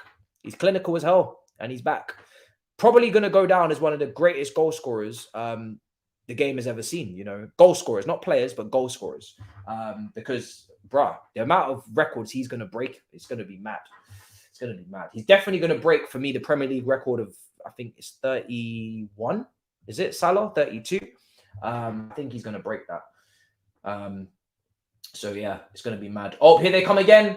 Man City. Oh, cleared away. Not even properly by Gomez. And now Matip will get it away. Oh, Jesus. Liverpool. Hey! Liverpool need to wake up. Liverpool, they need to wake up. The way that they're not even clearing their lines, they're just trying to tappy out from the back after they've just been defending in their box. Defending for their lives, in fact. And they are going to easily go 2-0 down if they're not careful. They really need to wakey. If you chat too much about the crowd, Big Steve will get you. Yeah, man, I got to keep it hush. Do you know what I'm saying? And also, we've got Man City in the FA Cup, so I'm not trying to piss anybody off. Do you know what I mean? Liverpool are insisting on playing out from the back. Gomez is now bringing the ball out. They've put the ball out of touch. Obviously, remember, Diaz is out for 3 months as well. So that's a massive miss for Liverpool. I personally think, from what I've watched from Liverpool this season, I think Diaz has been their best attacker. At least he's brought something to the team. Núñez has been improving. I thought he was brilliant against Southampton. But again, he's getting there. Firmino's been good as well now that he's been reintroduced. And Salah is trying to pick it back up as well. But Diaz is a massive miss, man. And they're insisting on playing the ball out from the back. They've put it out. They're struggling, Liverpool, at the moment, you know. Man City have had the best chances, and Liverpool just, oh my God, again. Do you know what it is? It's the fine margins. In against Man City, every pass you make needs to be crisp, it needs to be accurate, and it needs to be done at pace. And if it's missing any of those things, you know, if the pass is not crisp and the first touch of the player that's receiving it is then dodgy, trouble. If the pass is not accurate, that goes without saying, dodgy. If the pass is not put with enough pace, even if it's going in the right direction, the press, the dodge. So, man, they need to pick up, because Liverpool, as good as they can be, Man City are more than capable of making this an embarrassing game if they get a second, and then it just becomes potentially some sort of capitulation. So, yeah, man, I think right now what I'm seeing from Liverpool is that their midfield is really struggling, like you guys said it would. You said the midfield would struggle. I'm trying to find actually where that young kid is. What's his name again? Bro, I don't know what his name is, bro. I've barely even seen him. He's number 43, so look out for him. Let's see if he can get many touches. At the moment, it looks like they're kind of bypassing him, and they're just going to Thiago and Elliott. But let's see if this kid gets any touches. I'm going to watch him. I'm going to exclusively watch number 43, because they've thrown in this 18-year-old kid, or Klopp has, and I've barely seen him. Oh, Núñez. Oh, is it onside? Offside. Núñez hit the post. Offside. It is on Sky Sports main event. This Man City team is ready to go on a 25-match winning streak. Yeah. I mean, when it comes down to Manchester City, if they want to catch Arsenal, they're obviously 5 points behind. They're going to have to put together a run. I don't think it's going to be as serious as it was when they were trying to chase down Liverpool or anything, but definitely got to put in a run. And yeah, I think, bro, listen, Man City are more than capable of doing that for sure. Great team, really good depth. Probably going to maybe look at someone in January. Maybe they might bring in De Bruyne. Oh, is that going to stay in? It is not, but it was a great idea.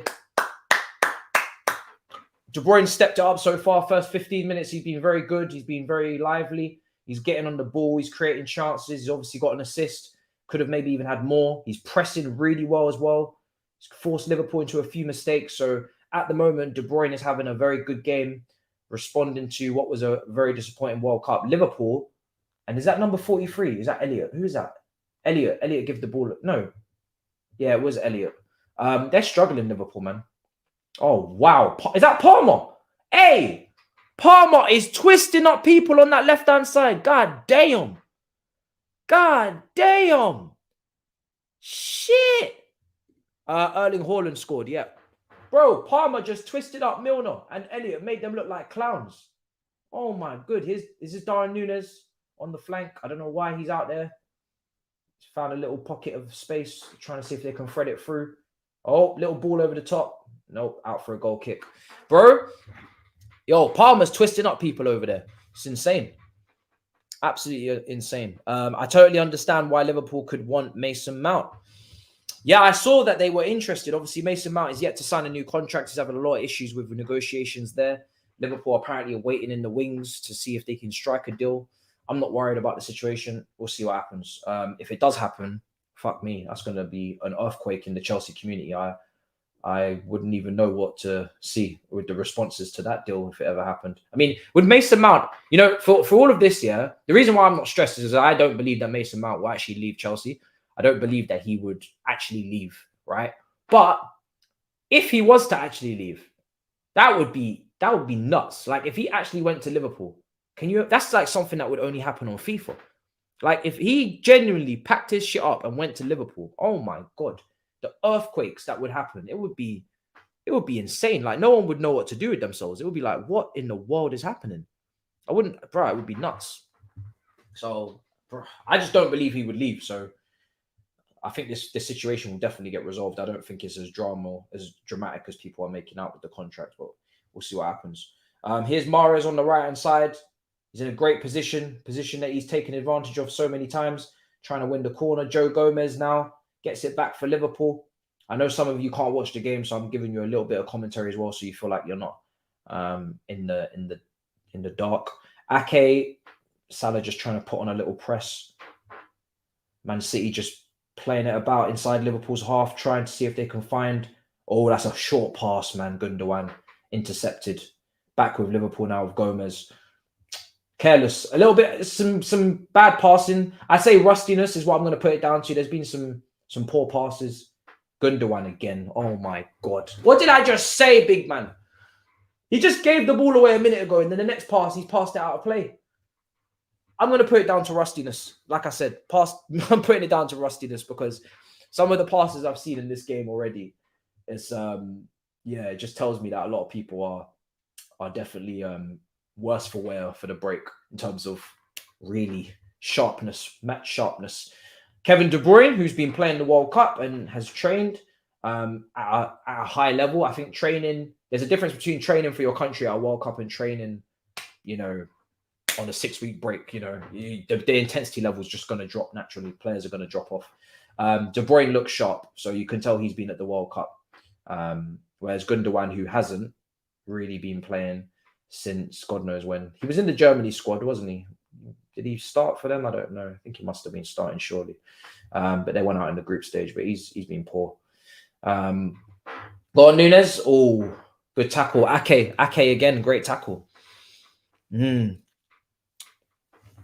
Obviously, if Mount was to go, it would be a massive disparity in terms of emotion. Some people would be pretty happy. It would be, and some people would be devastated. 1-1,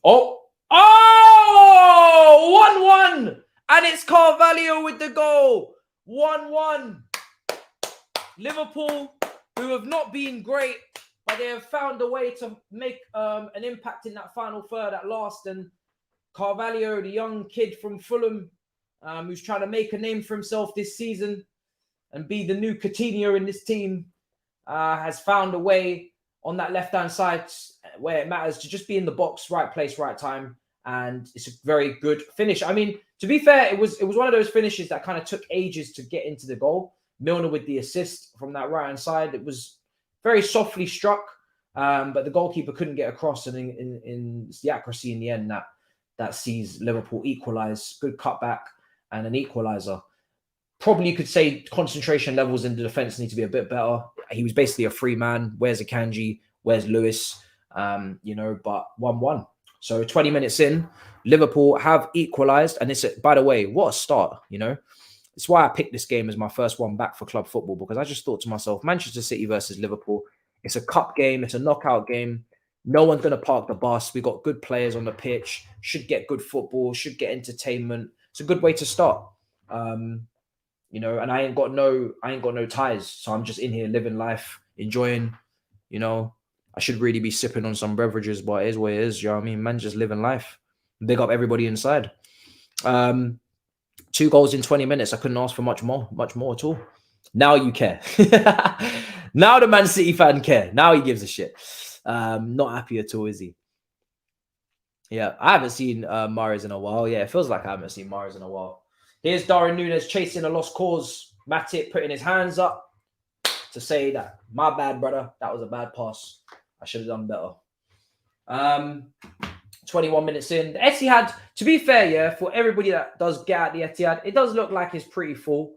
There's always going to be empty seats every somewhere, because people go for a piss and go for toilet breaks and go get burgers and drinks and whatnot. But it's full. It's not sold out. I don't think it's sold out, but from what I can see on the lower tiers, it's looking good. It's looking good, bro. Do you know what I'm saying? I'm not gonna disrespect this one. And the reason why I won't is because I've been to Stamford Bridge a lot, and our atmosphere at Stamford Bridge sometimes is appalling. There may as well not be anybody even in the stadium, let alone whether it's sold out or not. Sometimes the atmosphere at Stamford Bridge is so dead, like really, really bad. It's why I don't really miss going to games as much as I thought I would. Like, obviously, when I became a content creator and I started covering games on watchalongs, and you have to start, because I hate vlogging, so I would never go to the games and vlog. So I have to create some form of content. So I said, all right, I'm going to do the watchalongs.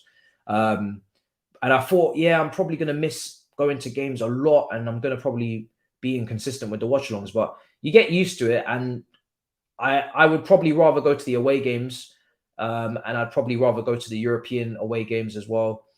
They're the ones where the atmosphere is mad, finals and stuff. But a typical Chelsea at home to Bournemouth, as much as I would love to go and watch them, the atmosphere is probably going to be dead. And the football's not great either at the moment either. So, it's not really too much to go for. Mahrez has cut in and he's switched to play, and he's found Palmer on the left, who seems to be playing in this Leroy Sané type role on the left-hand side. Ball in! Oh, Haaland should have got his head on that. He should have got a touch, but he couldn't. Manchester City have retrieved possession, and Lewis is trying to win a free kick. I think he might have won one in the end.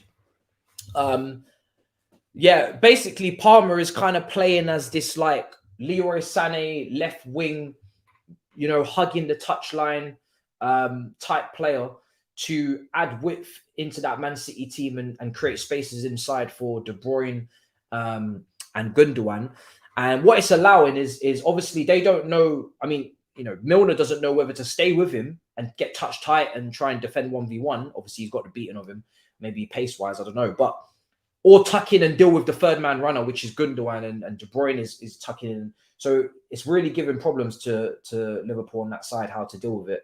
Salah might just have to track back a little bit more. Oh, Ake, who will it fall to? Cleared away again. Liverpool really, really defending. And Palmer again. Listen, Palmer's putting in some really good crosses. This guy's talented, man. I know his shot with the right foot was horrendous, but outside of that, really, really good, good vision and good crossing from him on the left. Here's Thiago. A little bit of bait and switch. They've got round the Manchester City press. Thiago's got loads of space and time in the midfield. He's going to bring it out to James Milner, James Milner's really suffering out there with Palmer, man. He's cooking. So Thiago, that's a good ball to Salah. Oh, it's a free kick.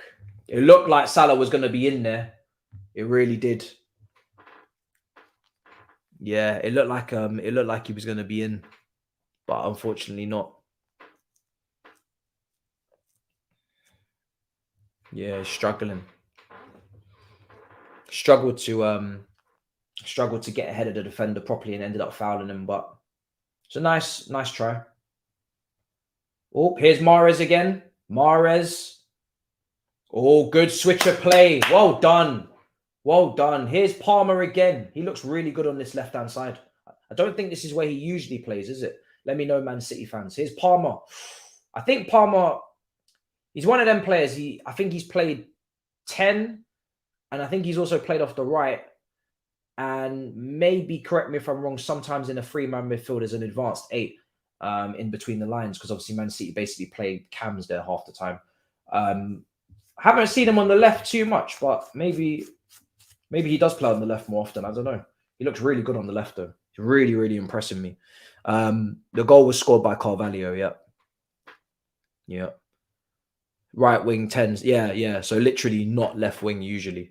But he's really doing well. Oh, cut back Palmer. Oh, bro, Palmer's really important today. He's really involved. The next FIFA episode, I think the next FIFA episode, I'm not sure. Probably tomorrow. Probably tomorrow. It won't be Christmas Eve, so might be after. See, the problem is Big Six is tomorrow, and that usually ends pretty late. We'll see. We'll see. Let me check my schedule, and I'll get back to you.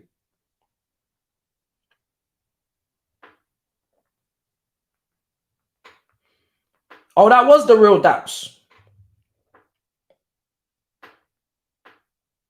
Shit, we blocked him, guys. That was the real Thabz. Oh my god, damn, guys. We got bandulued, fam. And why, bro? What the hell? What's going on, guys? Someone needs to find Thabz, man. Jesus Christ, that was the real Thabz. Bloody hell, lads. We just blocked the real Thabz, guys. Jesus. Where is he gone? Why is he not modded as well? What's going on? Yo, why are you man laughing? It ain't funny, fam. Somebody needs to find Thabz and bring him back in this chat. The hell? I don't even know how I even find his account. That was definitely him with the Wayne Bridge joke. I need to find him, man. Damn. How am I going to find this guy? Shit. We just blocked Thabz. Where the hell is he, man? I don't even know where he is. Jesus Christ. We just blocked someone who's literally on one of our panels. It's ridiculous. Anyway, game's being played. If someone can find him, scroll up the chat, maybe unblock him or something, I don't know. Please. Find Thabz. Bloody hell. Bloody hell. Bloody hell, Sheila. All right. We'll take a look at halftime, see if we can find him. Nah, bro, I don't know, man. Yeah. Anyway, yeah, I'll definitely try and sneak in a FIFA stream. I just don't have a time for you yet, but we'll sort it out probably before Big Six. Yeah, that makes most sense. So, is there any games tomorrow, or is it no games? Let me know in the chat. I don't want to be overlapping on games. Oh, okay. Be careful. Here's Palmer again on the left. De Bruyne. Yeah, De Bruyne's literally, you see what they've done? Because they know there's a weakness on that side, De Bruyne's literally come out to the left as well, and they're doubling up. So De Bruyne and Palmer are on the left wing, just literally just burning Man City because they know that they're weak over there. They're really, really weak. Oh, I've actually finished the Call of Duty campaign, so the next thing will be multiplayer, but it won't be tonight because I'm trying to get the collaboration for the Brazilian players that we're trying to bring in. I'm trying to make sure I can confirm that collaboration. And also, I'm meant to be playing Flawless on FIFA as well, so there's a lot going on. All right, 30 minutes gone. Man City versus Liverpool.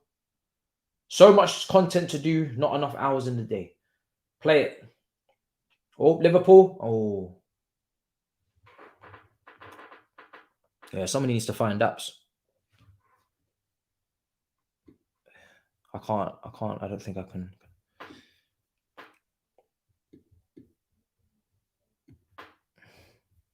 Somebody got to find him. Community. I should be able to find him, to be honest. I think I have. Yeah, I think I'll find him. Bro, I remember when I first set up this channel, I had to block bare words, fam, because people just kept spamming stupidness. It's going to be hard to find him. I've blocked like over 400 accounts. Jesus Christ. It ain't easy. We'll look for him at halftime. 30 minutes gone. 30 minutes gone. It won't be this week. I have no time. I've played Thabz last week. I think he then said, yeah, he'd play in a couple of weeks, but he's so busy as well. But he's on London Clubs Carnage already. That's coming out soon. So yeah, we'll definitely play him again and play Saeed again and whatnot. But we have to find the time. It's not easy. Got Big Six tomorrow as well, so it's not much time. All right, here it is. Rodri is going to pick out a pass. Oh, what a touch! Oh, Mahrez. No, on YouTube you get to 400 blocks easily because it's just bare people just spamming all the time. So not spamming, but fake accounts and shit. Easy to get to that number. Very easily done. Carvalho, they're just showing Carvalho's goal again. Really, really well worked from Liverpool. Good cutback. And the rest is history. 1-1. Really, really good play.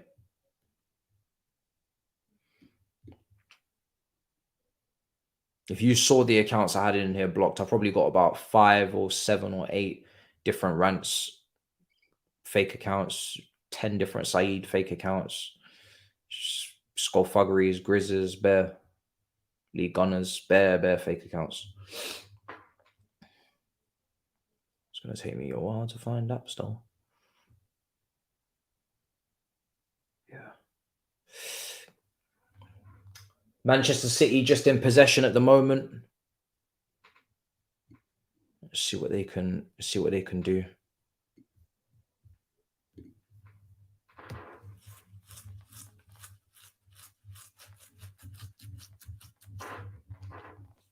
Doesn't compare to the World Cup. Here's De Bruyne. Switch it. Oh. Fernandinho is going to play it.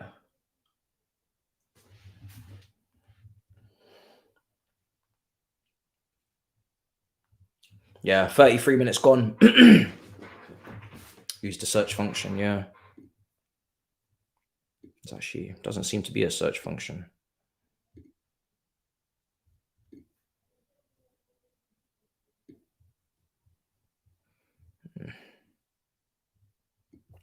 I'll have to search.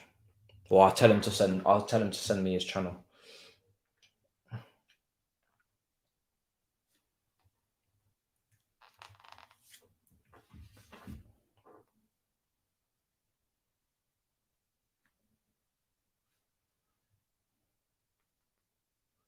$33 minutes gone. Hairline. Oh, cleared away. Let's see. Yeah, it should play expressions. There's bare people I got to play 100%. 34 minutes gone. Switch of play again. Here's Robertson on the left-hand side. Robertson powering forward. Cut back. Salah. Oh, Salah. Really, really good chance for Salah there. Unfortunately, though, he couldn't really wriggle away from Ake. Ake's been defending really well. He's getting touch tight. He's making sure he doesn't lose his man. He's been really, really good, Ake. Really, really good. And yeah, Salah just could not get away from him. You could definitely see that a few players are not really match sharp. But yeah, very, very promising so far from both teams. Liverpool actually starting to get more into it now, which is good.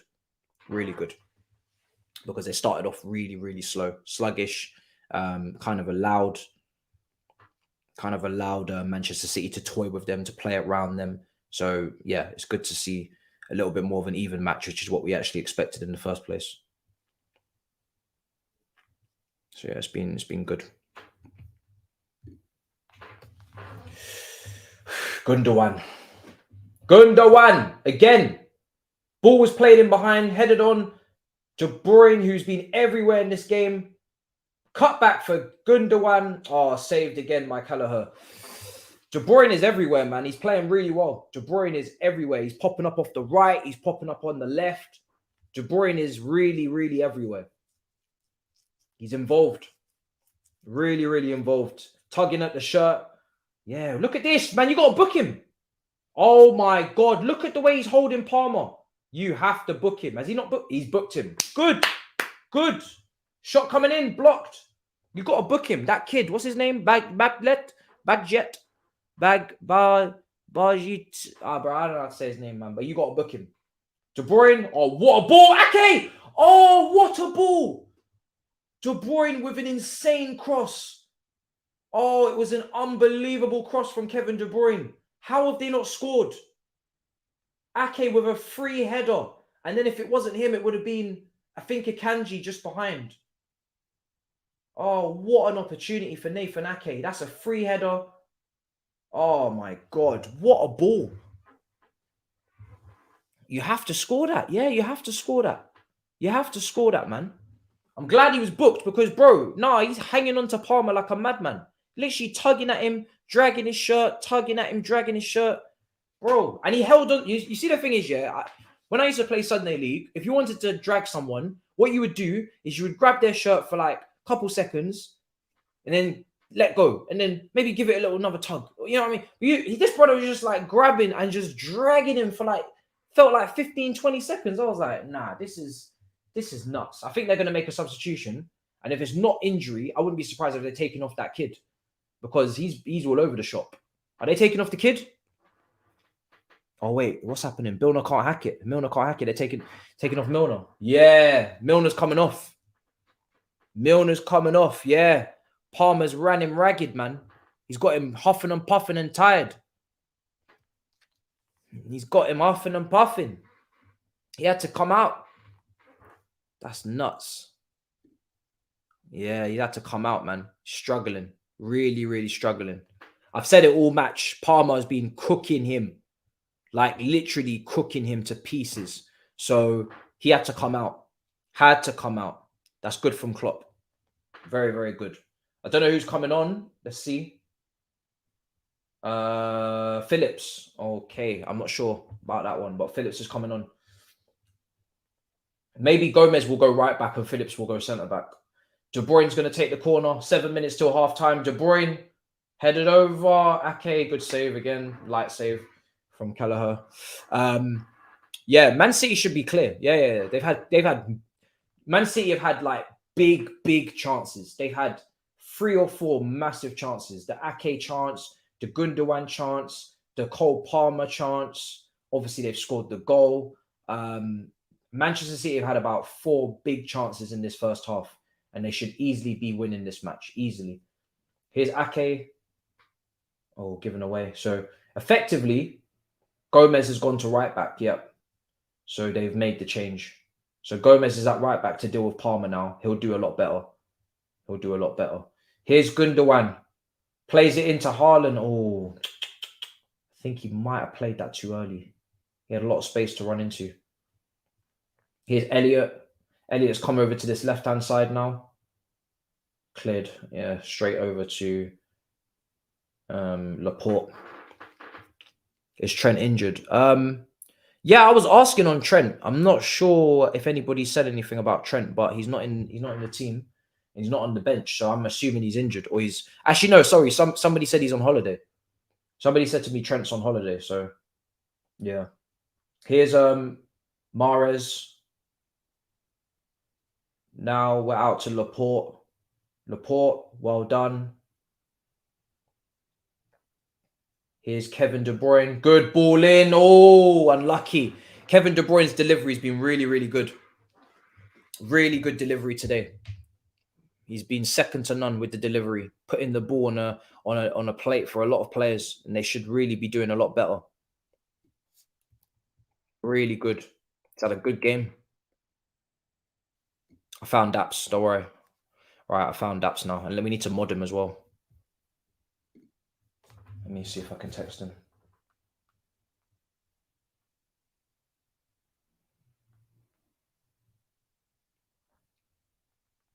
All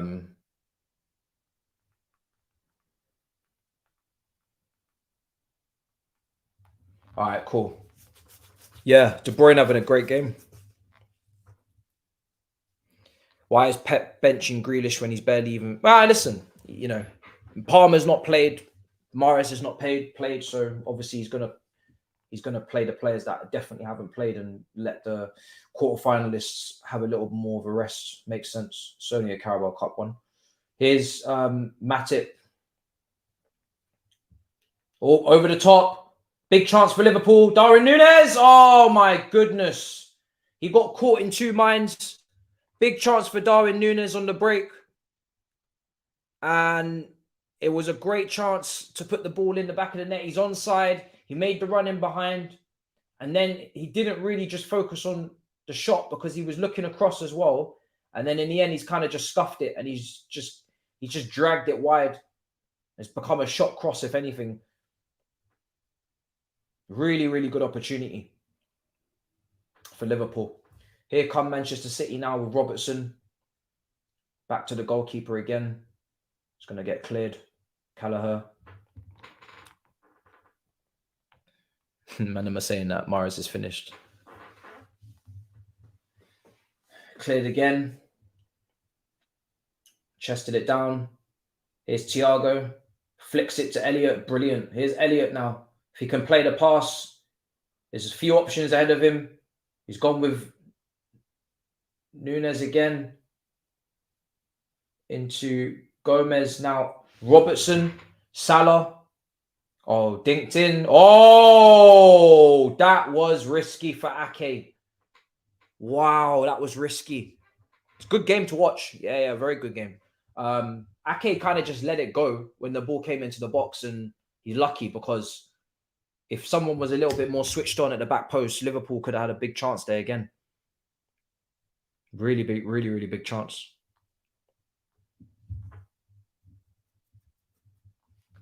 Oh, I'm taking Núñez over Morata 100%. I really don't rate Morata at all. Here's Haaland squaring up.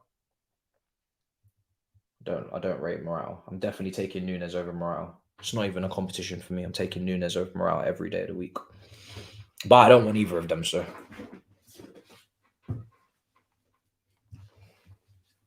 All right. What's going on? The referee just blew for something. Haaland. Yeah.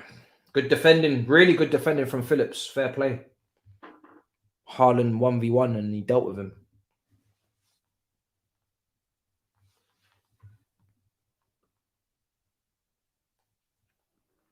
Here's Robertson on the left. Now Thiago again. Plays it. Oh, intercepted. Didn't put enough power on the pass. Here's Gundogan. Oh, well done, Manchester City again. Here's Kevin De Bruyne. He's going to play out to Mahrez.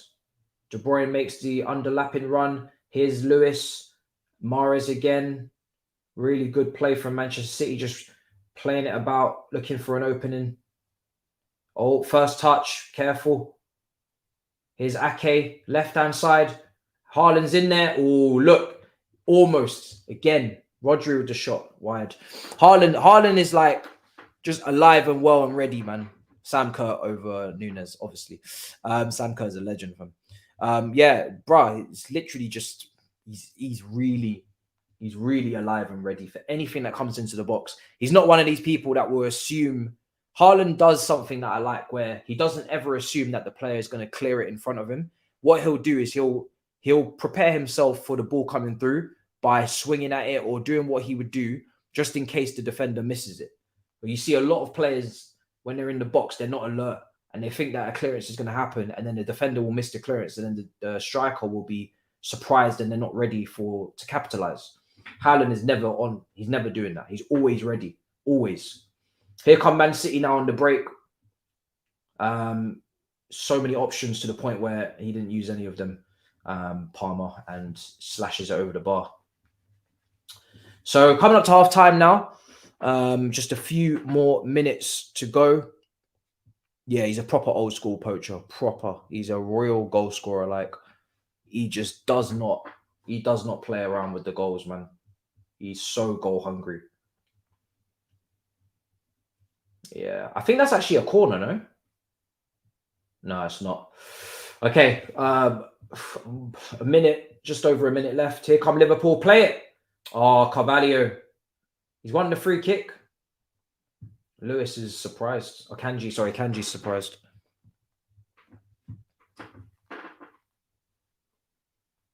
We're really surprised. All right, we're almost at half time now. Big up everybody inside. Big up. Be going through everything at halftime, recapping on the game. It's been a really, really good first half. Really, really good first half. Really, really good first half. End to end chances for both teams. You know, just so much going on in that respect.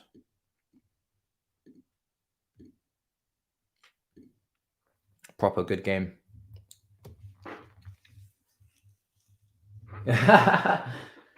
Nunes again. Oh shit. That free kick there, you know, taken after Carvalho won it, and Nunes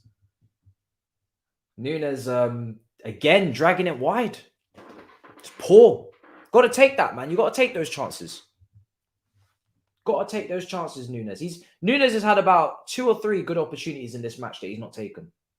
He's missing a hell of a lot of chances in this game. Not very clinical at all. Really good opportunities. Right, half-time. Half-time, 1-1. Manchester City 1, Liverpool 1. Really, really good turnout today. Really happy with this, guys. You're doing great with this to lock in. It's been a great game. It's rewarded us. You know, we decided to go with this random watch-along on this channel anyway for the fact that we don't usually do watch-alongs for other clubs. But I thought, you know what? Let's start off with a bang. And this has been a great game. End to end, really exciting. You know, good fixture. Chances for both teams. Disappointed that, very disappointed that we haven't seen, any real. Let me see. Hold on a second. I'm just checking this. Yeah. Disappointed that we haven't really seen any more goals, because it's been brilliant. Honestly, best players on the pitch so far. Kevin De Bruyne. No, he's not. He's modded. Kevin De Bruyne's been brilliant. Putting chances on a plate for his teammates. Palmer should have scored with his chance. You know, took it with his right foot earlier in the first half. He should have went with his left. Sorry, he took it with his left foot. Should have went with his right. There was no need for him to do that, apart from the fact that there's clearly a lack of confidence to take the ball and strike it with his right foot. Gundogan, again, another cutback, I think, from Kevin De Bruyne. Great opportunity again, drags it wide. That's another chance. So there's been a lot of chances in this game. And then Ake, the delivery again. Kevin De Bruyne, you know, unbelievable cross from the right-hand side. And the header, unfortunately, isn't in the goal because, again, it's a sitter. So, yeah, really, really good opportunities for both teams. And then when you take a look at Nunes, missing 2 or 3 chances for himself as well. Obviously, Carvalho with the equalizer. So, yeah, there's been a lot of moments in this match where you could say we could have even a 3-3 or a minimum 2-2. But we don't have it. And we've had a great game. So it's a great game for the neutral, as Thabz has been saying. I've modded him now. So, yep, I've got him and Never Found modded. Great game for the neutral. Entertaining, good football. People are asking, where was this De Bruyne at the World Cup? Listen, I don't know, you know, but he's having a great game today for sure. Let's go through some of your comments. Give me some of your opinions from the first half, and I'll read them out for sure. In terms of substitutions, obviously we had Phillips come on for Milner. Milner was getting cooked. And I mean slow cooked, you know, not just 1-2, not 2-1-2 quick cook. I'm talking slow cooking. I'm talking methodical cooking. I'm talking through the whole damn chicken breast. Do you know what I'm saying? That brother was getting cooked both sides. It was marinated, everything. Washed the whole, bro, he was washed with a lemon and lime. He was marinated with spice, and then he was flipped and diced. That brother was struggling. Pressure cook. That brother was struggling in that first half. Oh my goodness.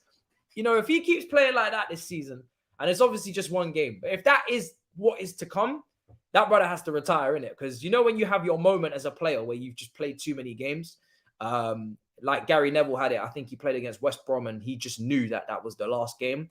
Yeah, man, that looked like one of those ones. It was a bad one. He was getting destroyed. Obviously, he should not really be playing right back anyway, but, you know, it is what it is. So it is what it is in that sense. But yeah, De Bruyne was probably for me, best player on the pitch so far. I think Ake has been really, really good as well. He's getting touch tight. Salah's not really getting any breathing room. Nunez has been very, very, very messy with the finishing, but at least he's getting the chances, I guess. And that kid in the middle, who I can't pronounce his name, Bajdet or something. I don't know. Blah, blah, blah, blah, blah, as Gris says. I don't know what his name is, but he's not really... he's definitely looking like a lost puppy out there. 18 years old, not really getting on the ball, not really doing anything. He's been booked for dragging Palmer for no reason. Didn't let him go. He looks like a fish out of water out there. So I wouldn't be surprised if Klopp gets him out and brings on any one of those midfield options. He's got loads of midfielders on the bench. He's got Fabinho, he's got Chamberlain, he's got Keita, Henderson, and this new kid. I'm not sure what position he plays there, but he's on the bench. So he's got options, so he doesn't have to play him. And to be honest, he doesn't look like he's ready, to be honest, to be out there. So yeah, let's see. Asthma Pump says City should be leading, gonna regret missing those chances. Palmer showing his talent again. I think Palmer's been exceptional on the left-hand side. Great deliveries, kind of playing that Leroy Sané role. Midfield looking good. Some passes could be better. Defense needs to stop leaving these gaps for Liverpool, for sure. Yeah, City definitely can be hit on the break, for sure. There's been some options to pick out players and try and even create more chances. But I think on the whole, City, for me, have been the better team, for sure. Let's see what else is being said in this chat. Okay, let's see what you guys are telling me. City are the better team, but need to be more clinical. Otherwise, it will cost them. That's facts. 100%. Literally spitting facts. Because listen, you can't guarantee that you're going to get those. I mean, I don't think you can get better chances than they've just created in that first half. They're borderline tap-ins. So Hakeem saying Kevin De Bruyne needs good players around him and he needs Pep. I mean, I disagree. I just think with Belgium, it's just a toxic environment. He's poor for Belgium. I'm not gonna lie. He is poor. He was poor in the World Cup. But he was good at Wolfsburg, and I don't agree with all of that, to be fair. But definitely, where was he is a good question. Back to being breastfed. Oh, HM says De Bruyne back to being breastfed. Fuck it, I said Fred because I don't know why. Breastfed by Pep and he wakes up. Shock, horror. If Thabz is in the chat, man, let us know what you'll have to say to some of these guys because they're digging him out, fam. He's been quality, but am I tripping? He looks a bit overweight. Are you talking about De Bruyne? I'm not gonna lie, De Bruyne always looks a little bit like that. I don't really think he looks overweight. I think I've seen De Bruyne looking like that for years, to be fair. It's just kind of his build. But to be fair, it's nothing to even go at because the guy is an engine, and like no matter how he may look, the brother is an engine. He's box to box. I'm seeing him pop off the left-hand side, overlapping Palmer. I'm seeing him pop off of the right-hand side, underlapping Lewis. He's on both flanks, bro. De Bruyne is everywhere in this match. It's good to see you doing watch-alongs on other teams. You get more viewers for other clubs than you do Chelsea. Yeah, I mean, yeah, it will be interesting to see, the other supporters coming in here, enjoying life. Do you know what I mean? And we can give a little bit of unbiased perspective on the game's rivals' view and whatnot. Because, yeah, when it comes down to Chelsea, it's not looking good, bro. So we have to enjoy our football, at least. That's the bare minimum we can hope for at this point. Okay, I'll call it rivals view. Actually, I forgot to title it. Let's see if I can update. Second half will be with us soon. Time will be back, of course. I would like to see off the bench. I wouldn't mind seeing Chamberlain. I haven't seen him in God knows how long. See what he's saying these days. Who else is on the bench? There is on City's side. Might be more entertaining because the options off the bench for Liverpool aren't really that. You got Bernardo, Foden, Grealish. Yeah. Who's Robertson? If there's any City fans in the chat, let me know who Robertson is. I wouldn't mind seeing him. I'm just scouting for talent. So Carson, brother, never has to do any work. Yeah, I wouldn't mind seeing Robertson come on for City. I wouldn't mind seeing Dolk come on for Liverpool. Timakass is always a good watch. I would like to see Ramsey as well. come on as well, because there's been a lot of talk about this kid and we've barely even seen him. So definitely some people need to come in. Okay. I'm an Ajax fan. I don't watch Premier League, just here for the vibes. Big up Ajax. Big team, great talent coming through. Are you guys, I'm guessing, are you top of the league at the moment? Let me know, Nick. Are you top of the league and winning it at a canter, or what's going on? You should do an all or nothing FIFA series. What does that entail? Give me a bit more of a description. Catering, Chamberlain need to come on. He's an academy. Robertson is an academy midfielder. Yeah, well, let's see him. Yeah, let's see him. 100% Scottish. The Scottish have sometimes produced some techie players. You got Robertson, Trippier, Gilmore. You got some good Scottish players out there. So let's see if he can come on and if he can bop it about like the rest of them. Yeah. Bro, what? So how comes he didn't? Which position does he play? Let me know, because I think, I don't know if you said it or not, or someone else said it, but they've said he's talented, but he didn't start. But they've started this other kid, and he doesn't look really that special. I know I'm judging him off one of the hardest games possible, but doesn't look ready. No, second, everything went mad when Ten Hag left. Okay, yeah, I can imagine. He's a rapid winger. Oh, definitely get him on then. Bring him on for...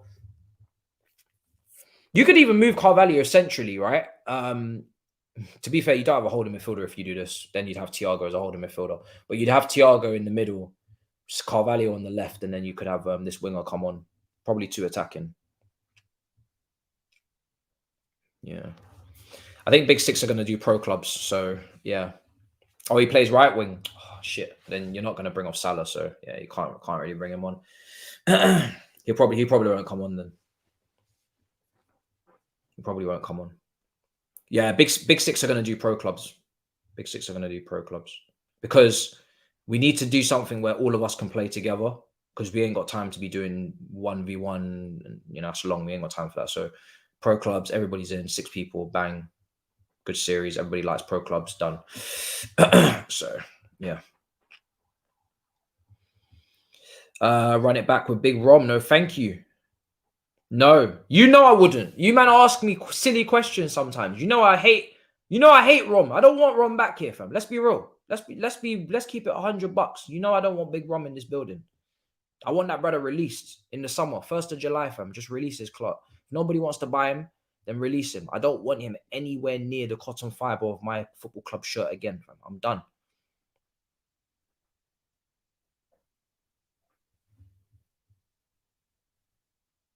I'm not interested.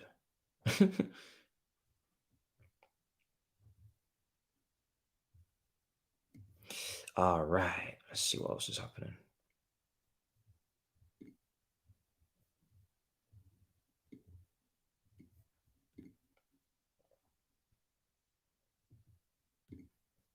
Cool. All right. That World Cup game was death of him as a big striker. It's hard. It's difficult for him, right? Because he was, he obviously wasn't fully fit. He come on pretty rusty. Hadn't kicked a ball in probably ages, probably months, or only accumulated 30 minutes or something the last God knows how many months. But you just can't miss all those chances. It's just mad. Do you know what I mean? You got to take one of those. It was honestly shocking. Yeah, definitely do smash up the likes. We're on 200s. That's really good, guys. Brilliant. And yeah, second half is upon us. We're not far. Timer's coming back onto your screen. So let's get stuck in. See what we're cooking with today in this second half. Hopefully we can get some more goals. I really don't care who goes through. I'm very much neutral. Just want to see good football. See players I haven't seen before. See what they can do if they got the talent.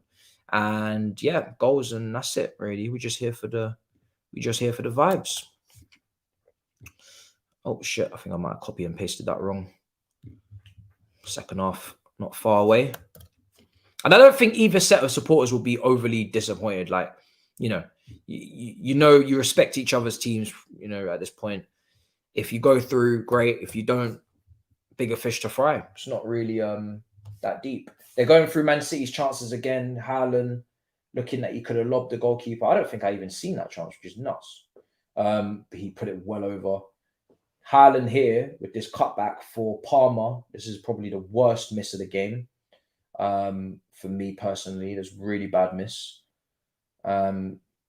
This one here as well, De Bruyne, Gundogan, really bad. I mean, saved by the goalkeeper, but bro, your goal is gaping. It's just some of the finishing has been really, really bad.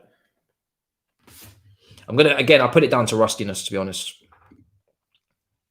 I think it's rustiness. Nope.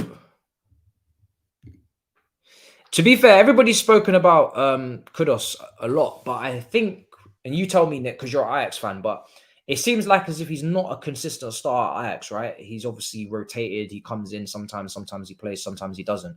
Would you say he's even ready to make the jump? I personally, just from looking at his minutes and how many games he's playing, and he's in and out, it seems like he's developing still. He had a good World Cup, but is he going to come to a top team and start? Probably not. He's 22. He would probably like to be making a move and then starting. If he's going to be that guy, he would probably like to be making a big move. And if he's fully developed, make a big move, be a big name, start. It's not like as if he's 18 and he's coming in to do rotation minutes. So I don't know. He's a second striker. Young boy got hooked. He got hooked. And in came Fabinho. Yeah. Klopp's not messing around with these substitutions. I'm not going to lie. Yeah, he needs time. I think he does, man.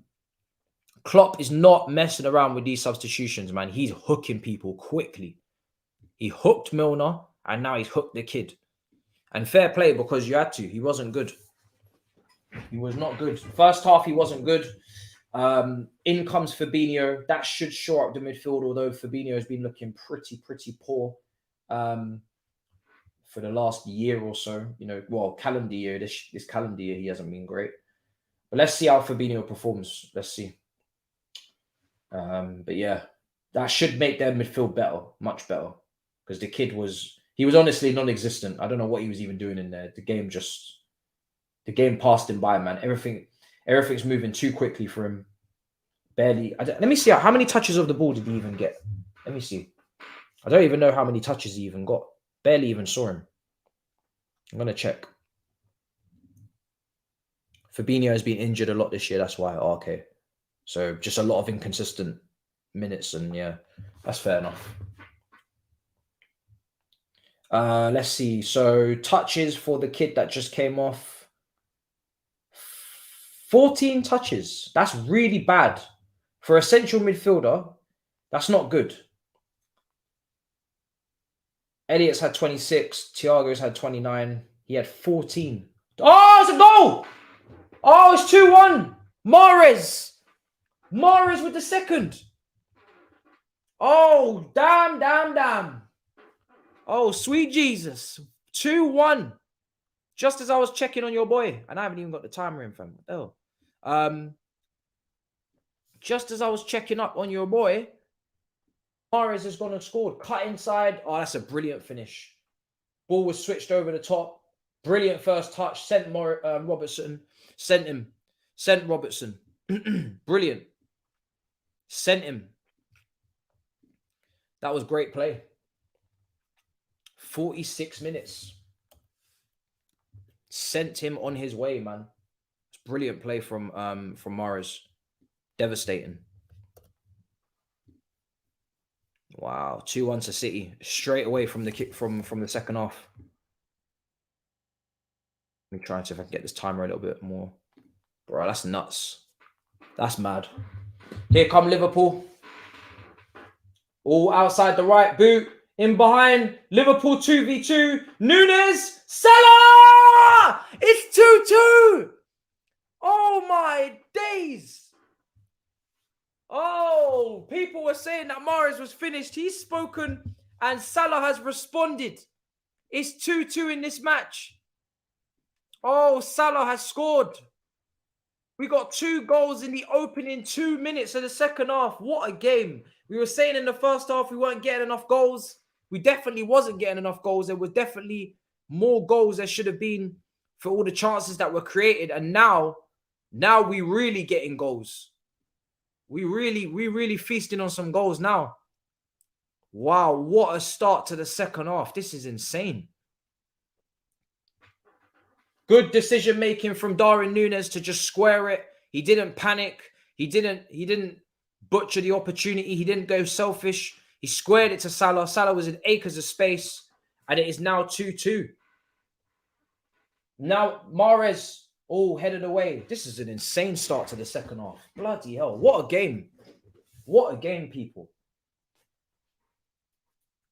What a game. This is madness, man. I'm shocked. Argentina versus France, come outside. Oh. And we still have so much time to go. I expect there to be. I expect more goals.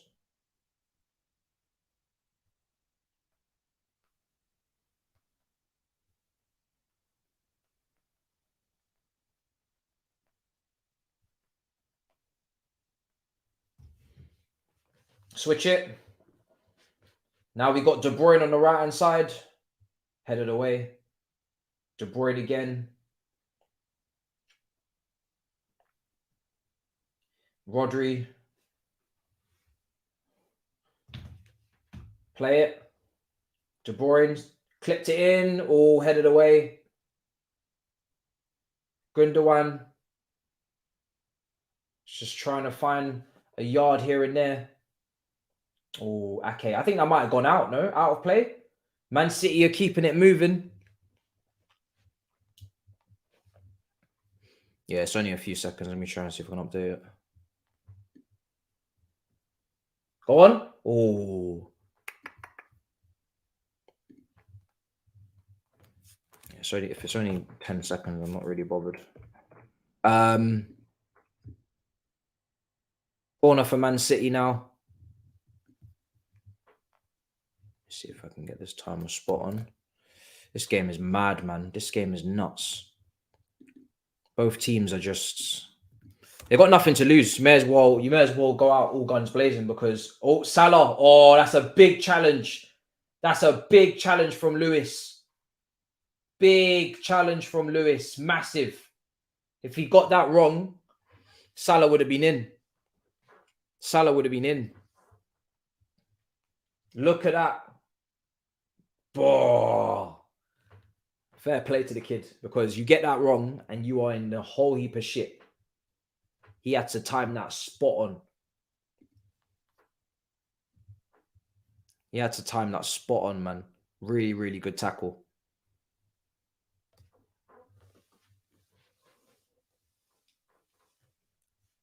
Mike says, what's with the Núñez slander in the chat? This guy has the most goals per minute ratio in the Premier League this season. Make it make sense.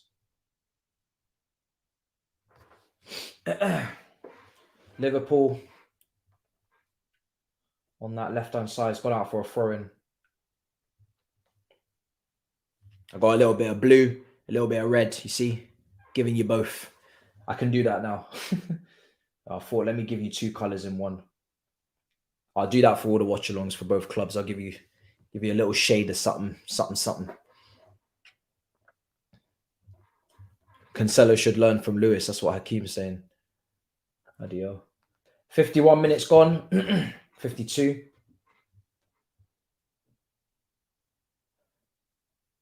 Pep Guardiola has more defeats against Klopp than any other manager.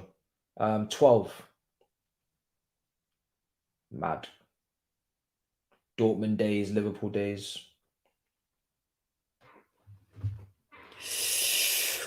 Let's see. He does struggle a bit against Klopp, doesn't he? There's a lot going on there.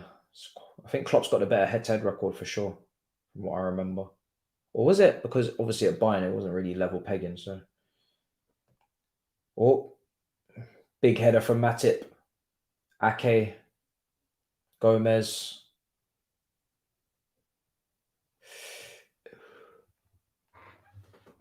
Here's Matip again. Out to Phillips. Now Robertson. Thiago. Over to Matip. Matip stepping in. Let's see.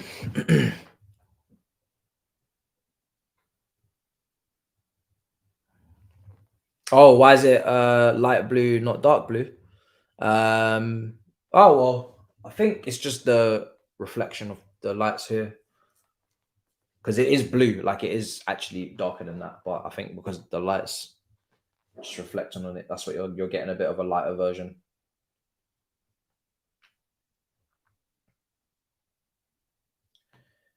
Goalkeeper clears it over to Robertson. Oh,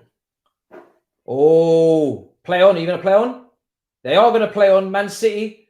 And there's space opening up with Palmer. Oh, bro, you got to think, man. That shot was not on. That shot was really, really not on.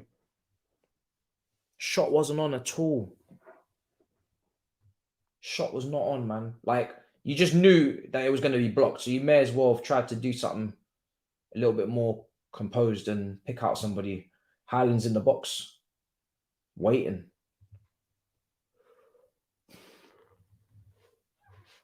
Win it. Here's Nathan Ake. Oh, high foot. Careful. Palmer with the ball in. Headed away again. And now Robertson.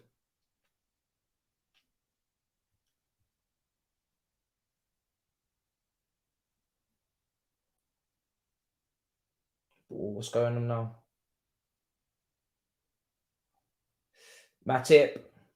Cleared away. They're bringing it forward with Elliott.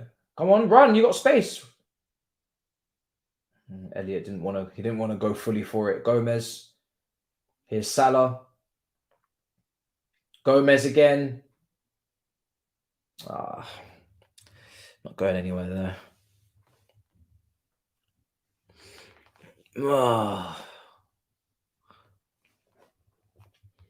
Yeah, it's calmed down a little bit now after the first 2 minutes, which was just hectic and insane.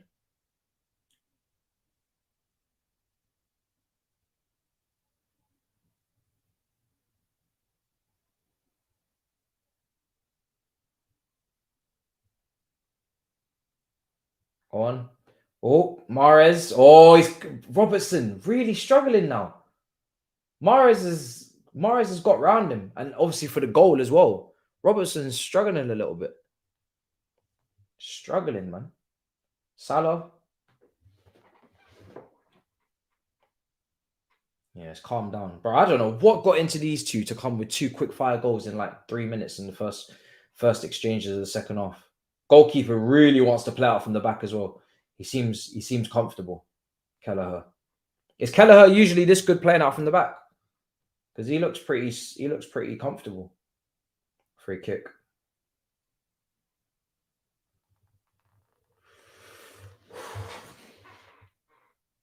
Henderson's coming in for Liverpool. Comes in for Elliott. So Henderson will come on for Harvey Elliott.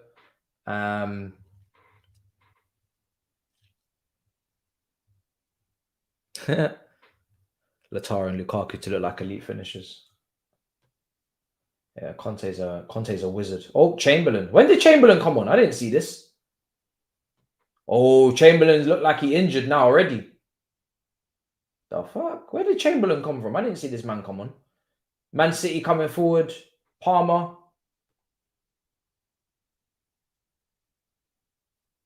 Gundogan. Oh, careful. Chamberlain's hobbling now. He's good with his feet. Okay, yeah. He's decent. Tsimikas. Get Tsimikas on. Oh, I better not go to extra time or penalties. No, I think... Does it not go straight to penalties? Here's Foden. I think it goes straight to penalties, no? I don't think they do extra time in this stage of the cup. I think it'll go straight to penalties. De Bruyne takes it quickly. Here's Palmer. De Bruyne. Ball in. Oh, it's a goal! and it's Nathan Ake who missed the chance in the first half. That massive header that he had, the great opportunity, and it was De Bruyne who put it on the plate. And this time it's De Bruyne again with another assist. I think that might be is that second assist of the game? Or was he actually involved for the Mahrez one as well? Let me check. He's definitely got the second assist. And he gets the goal with the header. And Manchester City have scored again. Bloody hell. What a game. Yeah, 2 assists, 2 big chances created. It feels like a lot more. And they didn't pick anybody up. There was in the back post, there was loads of options. There was Ake. Mahrez was behind as well. So there was a little bit of a queue forming at the back post for Manchester City. And they've really done well today on those crosses. You know, they get the ball to De Bruyne as quickly as they can. De Bruyne, delivery, brilliant again. You know, for a team that play beautiful football, it's incredible how many goals come from crosses into the box. Good delivery and numbers and numbers committed. For all of the build-up play, for all of the football, it's the crossing that seems to be getting the goals right now. Yeah, Ake's performances as of late, if I speak on it, he's been good, man. Ake's been very good. De Bruyne is on demon mode. Yeah, man. De Bruyne is on demon mode. He's playing really, really well. I think he's been man of the match. Very clear as well. Not even close.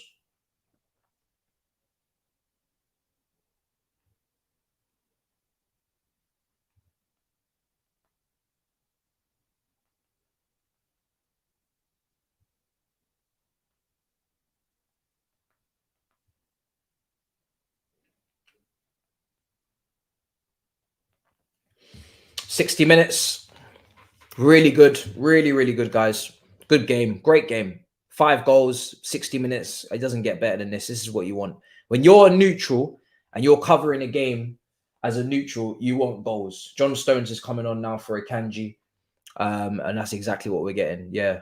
He should have had about 5 assists. You know, earlier on, people were saying that Pep was breastfeeding him. He's been breastfeeding his teammates. Do you know what I'm saying? You're saying he still gets breastfed by Pep. Ake player for Chelsea, right? Nah, he's Man City, but we claim him because he come from Cobham. So that's our brother right there. Do you know what I'm saying? We birthed him. Maybe Tuchel was onto something. Tuchel wanted Ake. And Ake's been playing really well. Tuchel. What was Tuchel cooking, eh? What was Tuchel cooking? Here's Ake. Woo! Ake's getting involved. Damn. He's getting involved. Bro. Ake's getting involved. What was Tuchel cooking? He wanted to splash 40 million on Ake. He's playing well. Bloody hell. I might have to make a video after this. Fuck it. I'm going to make a review. I'm going to do it. Why not? You know, I'm going to do a review. There's a lot to discuss. It's been a great game. So why not? Let's do it.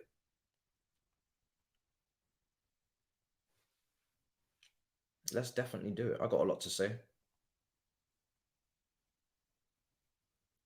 Let me see.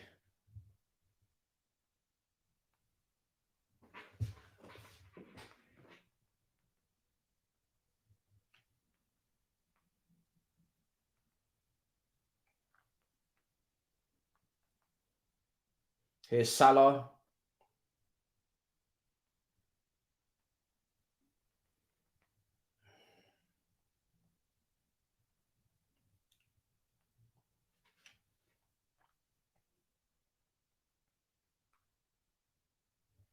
Wow.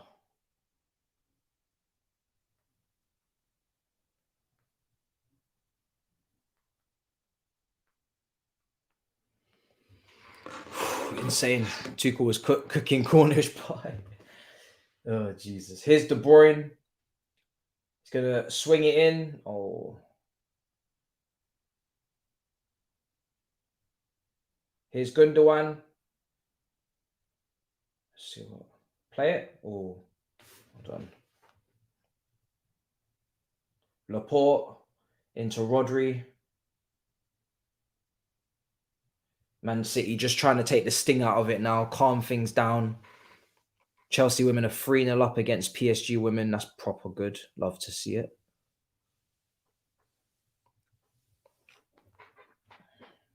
Cleared. It's gone wide.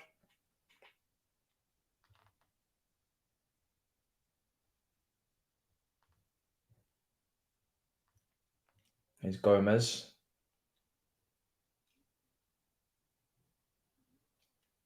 Here's Fabinho.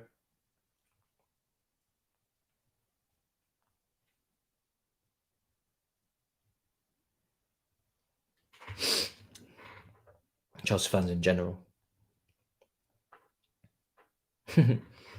All right, second half. Let's go. 63 minutes, 5 goals. Matip pressing forward into Gomez. That's a great pass.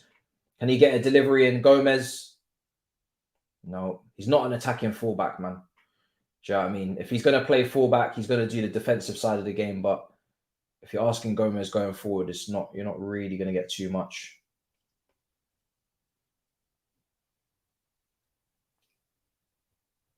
Not going to get too much at all. Liverpool need to find a way to respond again. Does it go straight to penalties, guys? Let me know in the comments. It goes straight to penalties, doesn't it? 2 goals by Lauren James. Bloody hell. Straight to penalties, isn't it? Matip. Fabinho.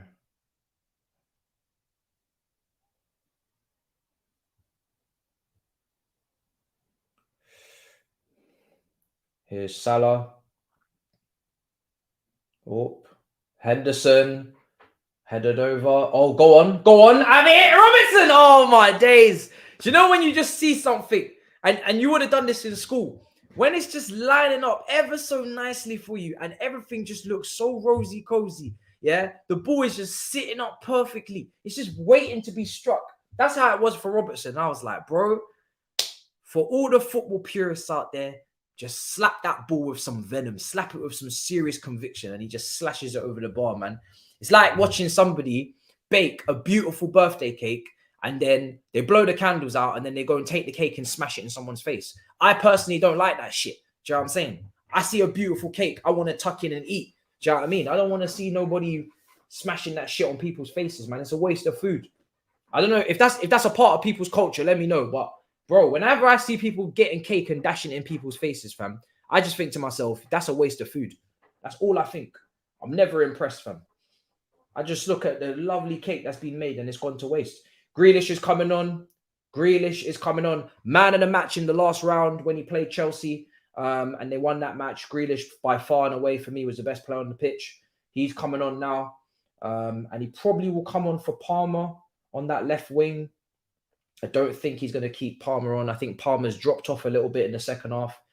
Some of the decision-making has been a bit messy. Hasn't really got his head up at times. So I think he'll bring on Grealish now to try and bring some composure into the final third. And maybe he might even tuck in a little bit in midfield. We'll have to see. What's going on here? Off the ball, Man City, their shape is really strange. They got De Bruyne, Mahrez, and Haaland as a front three.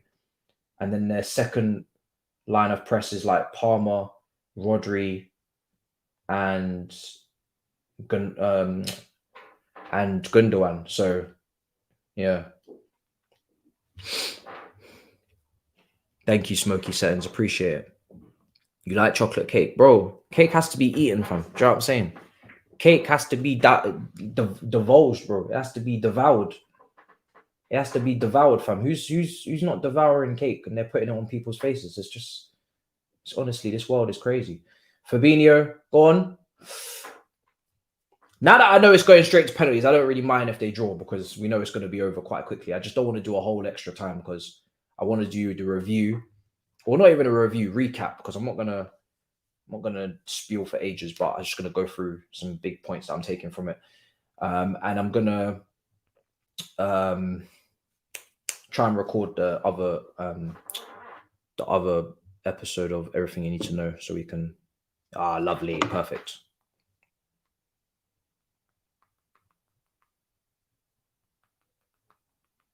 Yeah, so that's confirmed.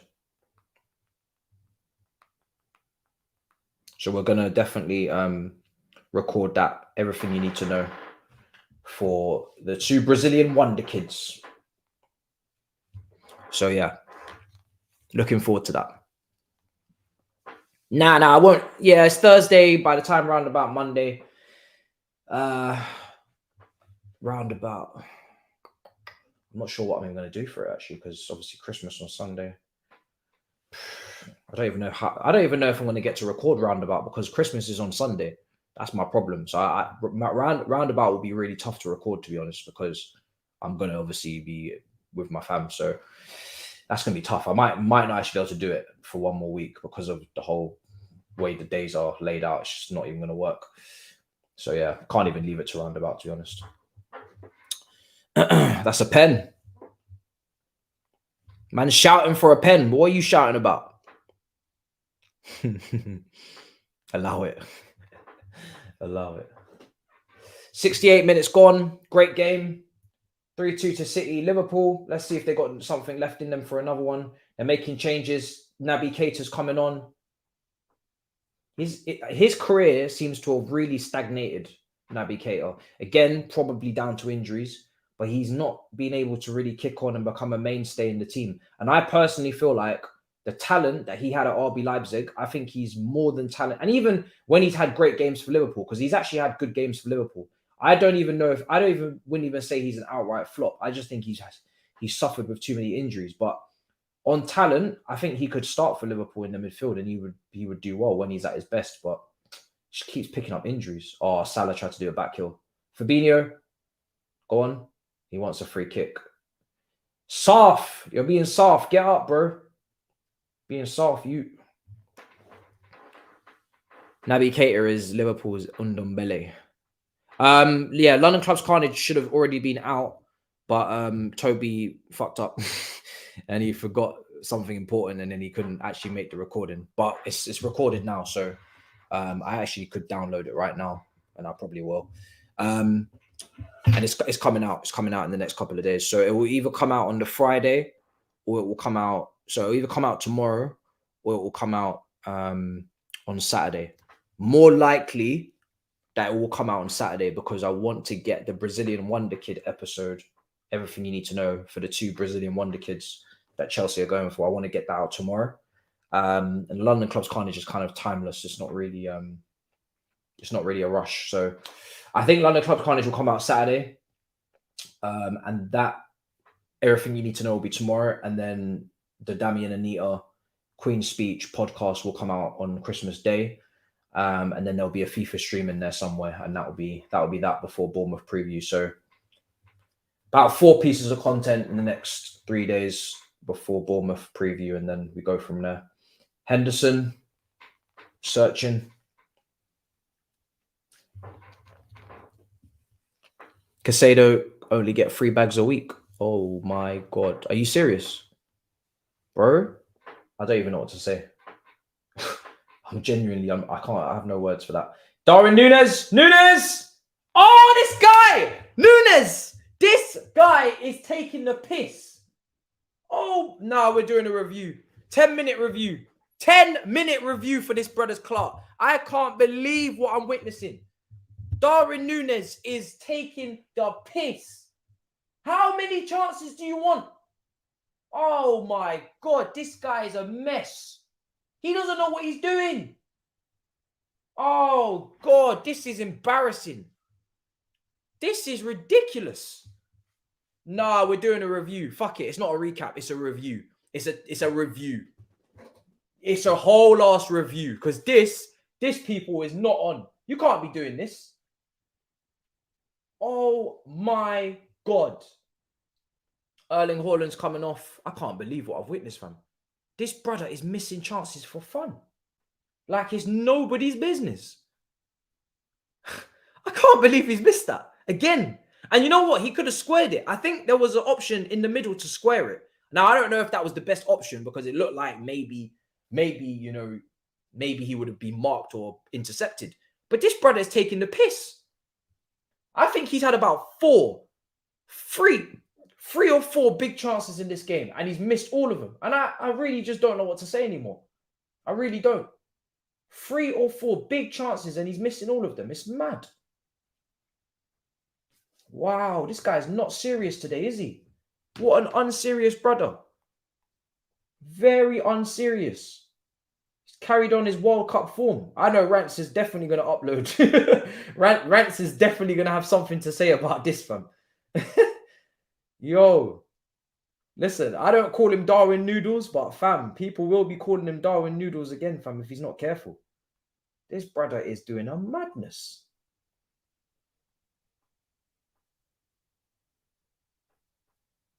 Wow. It's really mad, you know.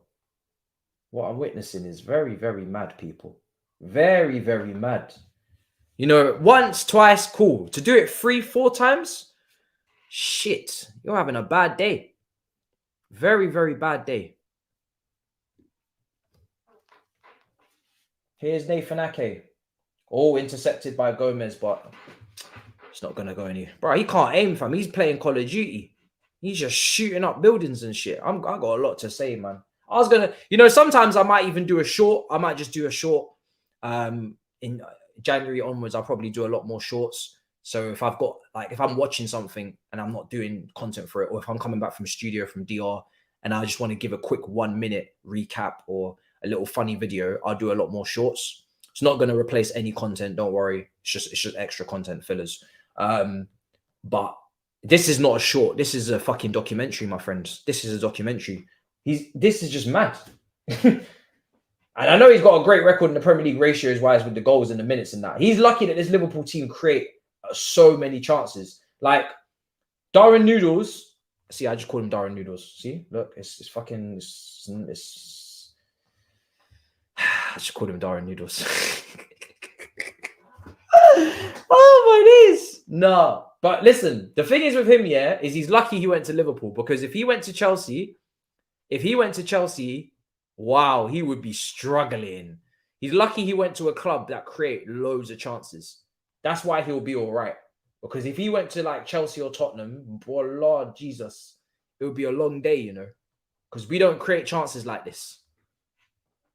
Wow, he's really lucky. He chose the right club. I give him that. He chose the right club. Because, wow.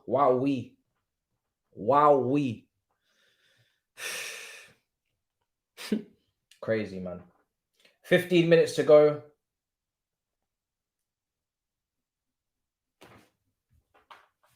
Some madness, people. Absolute madness. So many chances. How can you miss that many chances? They're playing out from the back again. Liverpool clear now.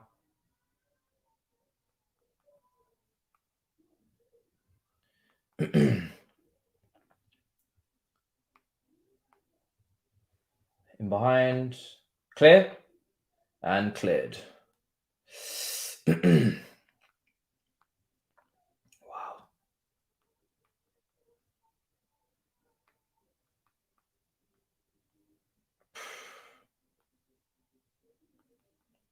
My eyes are actually burning, I can't lie. Like, my eyes are actually twitching. Should see this man step overs at Benfica. Oh, hey, Nathan Ake's had more shots on target than Liverpool. Oh shit, is that true? Is that an actual statistic? Liverpool have had chances. You're right, but they just will not. They've had their chances, but yeah, not very clinical, man. Well, they've got 2 goals. It just goes to show how many chances they've created. Let me check. I'm going to check the stats in a minute. Let me read through some of the statistics. Switch of play, Salah on the right. Salah. Oh my God, shocking pass, man. Nathan Ake is cooking, man. Nathan Ake is doing great work. Here's Kevin De Bruyne. Offside. Be careful. Because he's offside. So the statistics in this game. 15 shots for City, 7 on target. 7 shots for Liverpool, 2 on target. So the only 2 shots on target are the 2 goals for Liverpool. And Nathan Ake has had, from what I remember, 2 shots on target. 3. He's had 3. Nathan Ake's had 3 shots on target. I only remember 2 of them, but that's mad. So that means he actually has had more shots on target than Liverpool. Wow. Okay. All right. I'll mention that in the review. What a centre back. A little fight is breaking out now. 12 minutes to go. Let's be a quick review. I know exactly what I'm going to say. Hopefully, I get it all out in the open quickly. But Jesus, this has been nuts, man. Where's my wire? Why is it not showing up? God knows.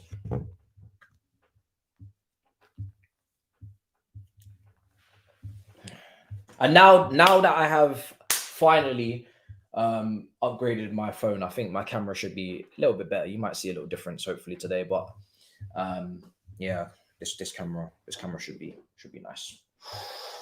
Yellow card for Fabinho, not the one I'm using right now because I can't find I don't know why this is not working. My webcam is not being found at the moment. It's gone walkies. Switch of play. Here's Grealish. Here's Jack Grealish on the left-hand side. Cleared. Is Gundogan getting sent off? I think everybody's going to be fine, but it's been a long day. Blocked. Grealish. I think Grealish should have given that a little whack. Grealish don't want to shoot, man. Grealish has got more than enough technical ability to shoot, man. You know, Grealish has genuinely... I think Grealish has genuinely forgot that he knows how to shoot. Like, he was outside the box, edge of the D. Not edge of the D, inside the D. And he just passed it. And I'm like, bro, you can shoot. I saw you score goals for Aston Villa. Like, what are we doing here? It's mad, bro. He refuses to shoot. I don't know what's going on. Big up, bro. I'm good. I'm very good. I'm very good. Having a great watch along. This is a great game. Unbelievable. Goals, drama. A lot of F-ups. Great game. Yeah. Whiskey. Man said he could shoot with whiskey. Can have a shot of whiskey. More like. Ball in! Oh! That's brave goalkeeping. Well done. 10 minutes to go. Really good game. So much to talk about. Oh, unlucky. Yeah, really, really good game. I need to desperately download this file because it's not going to be... I might have sitting here. I could have downloaded this file for London Clubs College the whole time and I've just not done it. It's not even like it's going to take 5 minutes. It's going to take long as hell. All right. Better late than never. Better late than never. 9 minutes to go. Wayne Rooney, who's been picking fights with KSI, is in the crowd. Tyson Fury's sparring partner. That Wayne Rooney. Cold celebration after the Manchester derby, but I didn't expect him to actually then try and turn to boxing. But KSI, she was like, nah, I'm all right, mate. Look after yourself. Here's Henderson, Salah. Henderson, good little clip. Ooh, nearly came to Nunes again. Nunes. Oh, play it. Well done. Foden. Grealish is on the left waiting. Foden. Oh. Tried to get it to Grealish, but he couldn't. Good tackle. Sharp, man. Get up. You're good. Great tackle. Here's Grealish.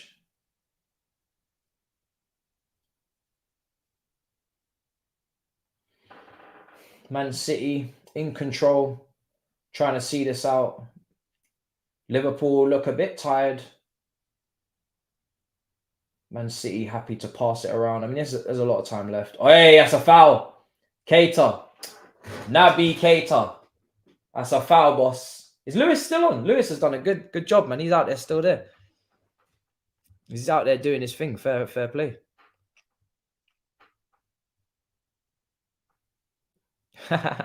You wish KSI would get knocked out. Well, I mean, at some point he'll fight Jake Paul, isn't it? And then that will be the fight I actually watch. But all of these pre-fights, I'm not really interested in, to be honest. Like the way he fought Swarms and that lot, I was like, bro, I don't need to see that. I already know he's gonna win.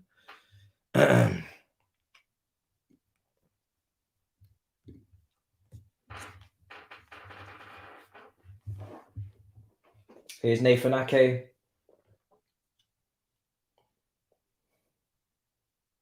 Play it. Oh, careful. Switched it across. Right hand side. Mahrez. Shot. De Bruyne. Oh, big block. Foden. Oh, what a save. And Foden again. Oh, Foden slips. Foden slips. Out for a goal kick. Foden slips. Mahrez, really good play. That was going in. Yeah, I think that was going in. Callagher was nowhere near it. I don't even think he even dived. I don't think he even dived for it. He just literally just going to let it go into the back of the net. Because it was definitely on target. And then Foden, that one was saved. And it might... Yeah, I don't think it was going out for a corner anyway. Here's Keita.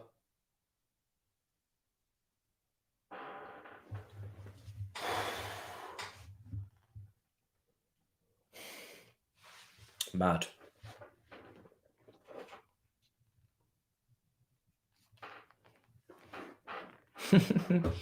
Yeah, I mean, right now, of course, bro, you'd swap Sam Kerr, man. Sam Kerr's been balling out. Do you know what I'm saying? She can actually finish, fam.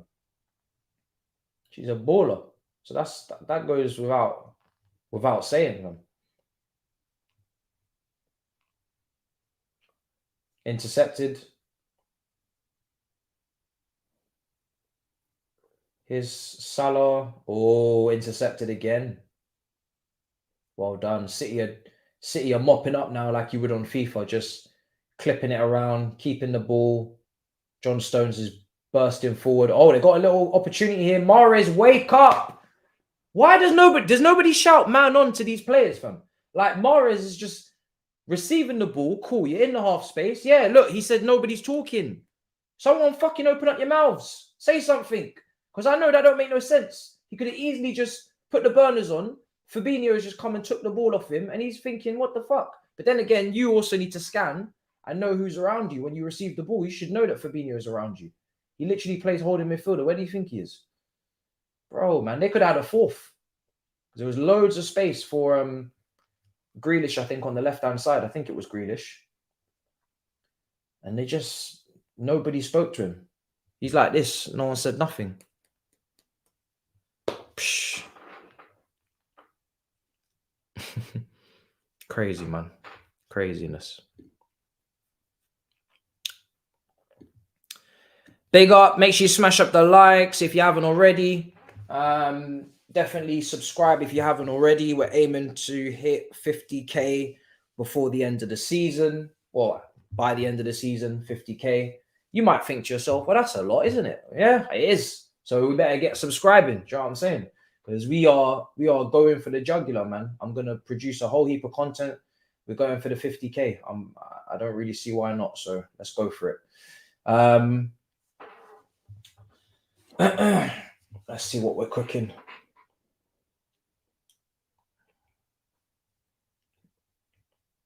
Oh, out of play. Somebody's down injured.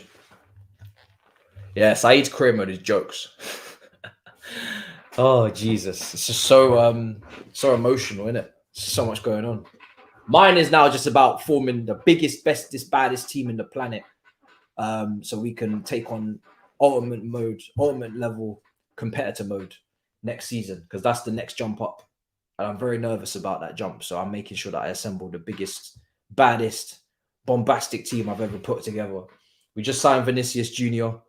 We're at the moment, we're looking like we're going to win the league, which was what I promised Still in the Champions League, still in the FA Cup, so out the Carabao Cup. So yeah, we're doing well. There's lots of things to do on there. Still need to win on the hardest possible mode. If we can do that, then I'll probably retire. That would be me making Chelsea great again at the highest level. You know what I mean? Gomez passes it back. Yeah, we're spending like crazy, 100%.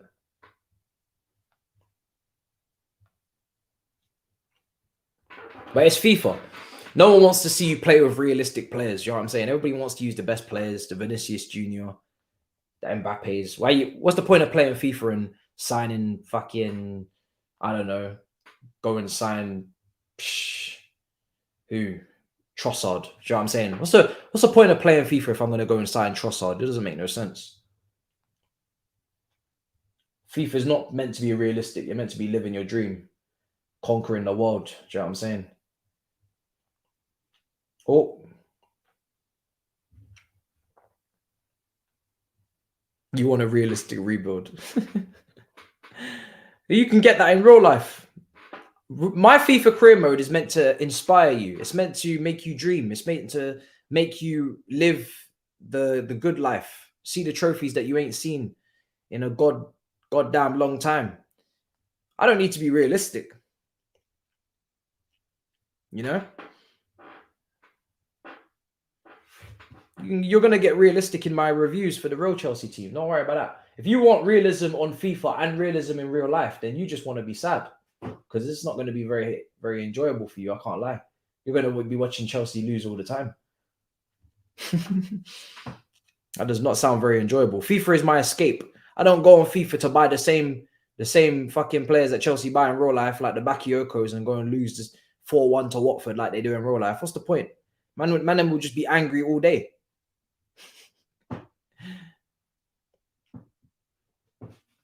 Build a Vision 2030 project with development. Well, let's win all the trophies first, dominate the world, and then maybe I might go down that route afterwards. And I'll go down that route.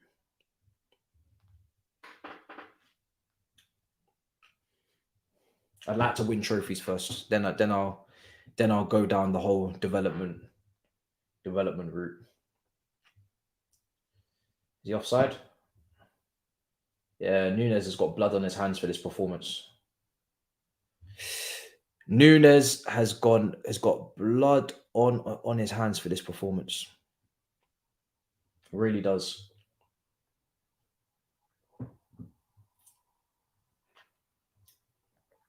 And the thing is about FIFA is while you're being there, once you're being all realistic, Man United are signing Mbappe and Tottenham have signed Militao. Like, I'm out here being realistic for what? For everybody else to go and cheat. It don't make no sense. Clear it. Yeah, a couple minutes to go. It looks like Liverpool are going out.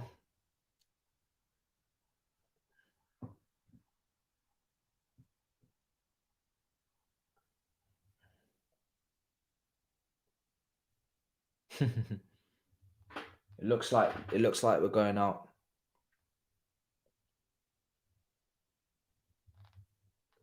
Liverpool are going out. Looks like they're going out.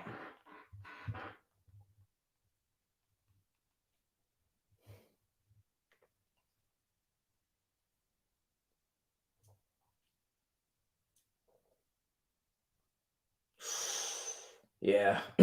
Liverpool in the end, they don't deserve to win. Man City were better, way better. Created double the chances, missed a whole heap of chances. And Liverpool, in the end, Nunes just can't shoot in this match. So, yeah, it's a long day.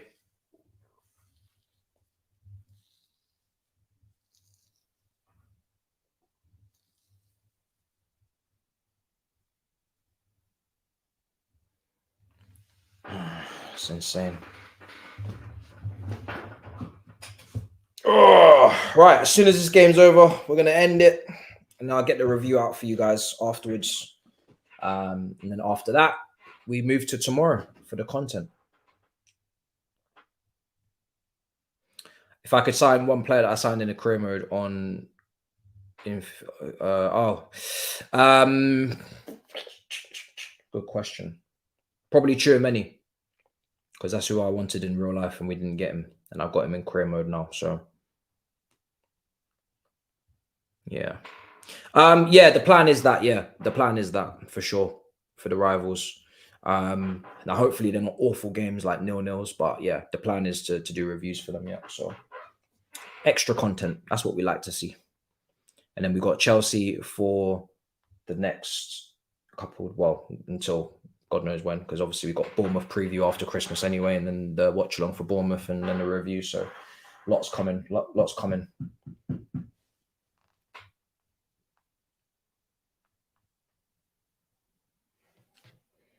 Okay. Cleared away, hacked away.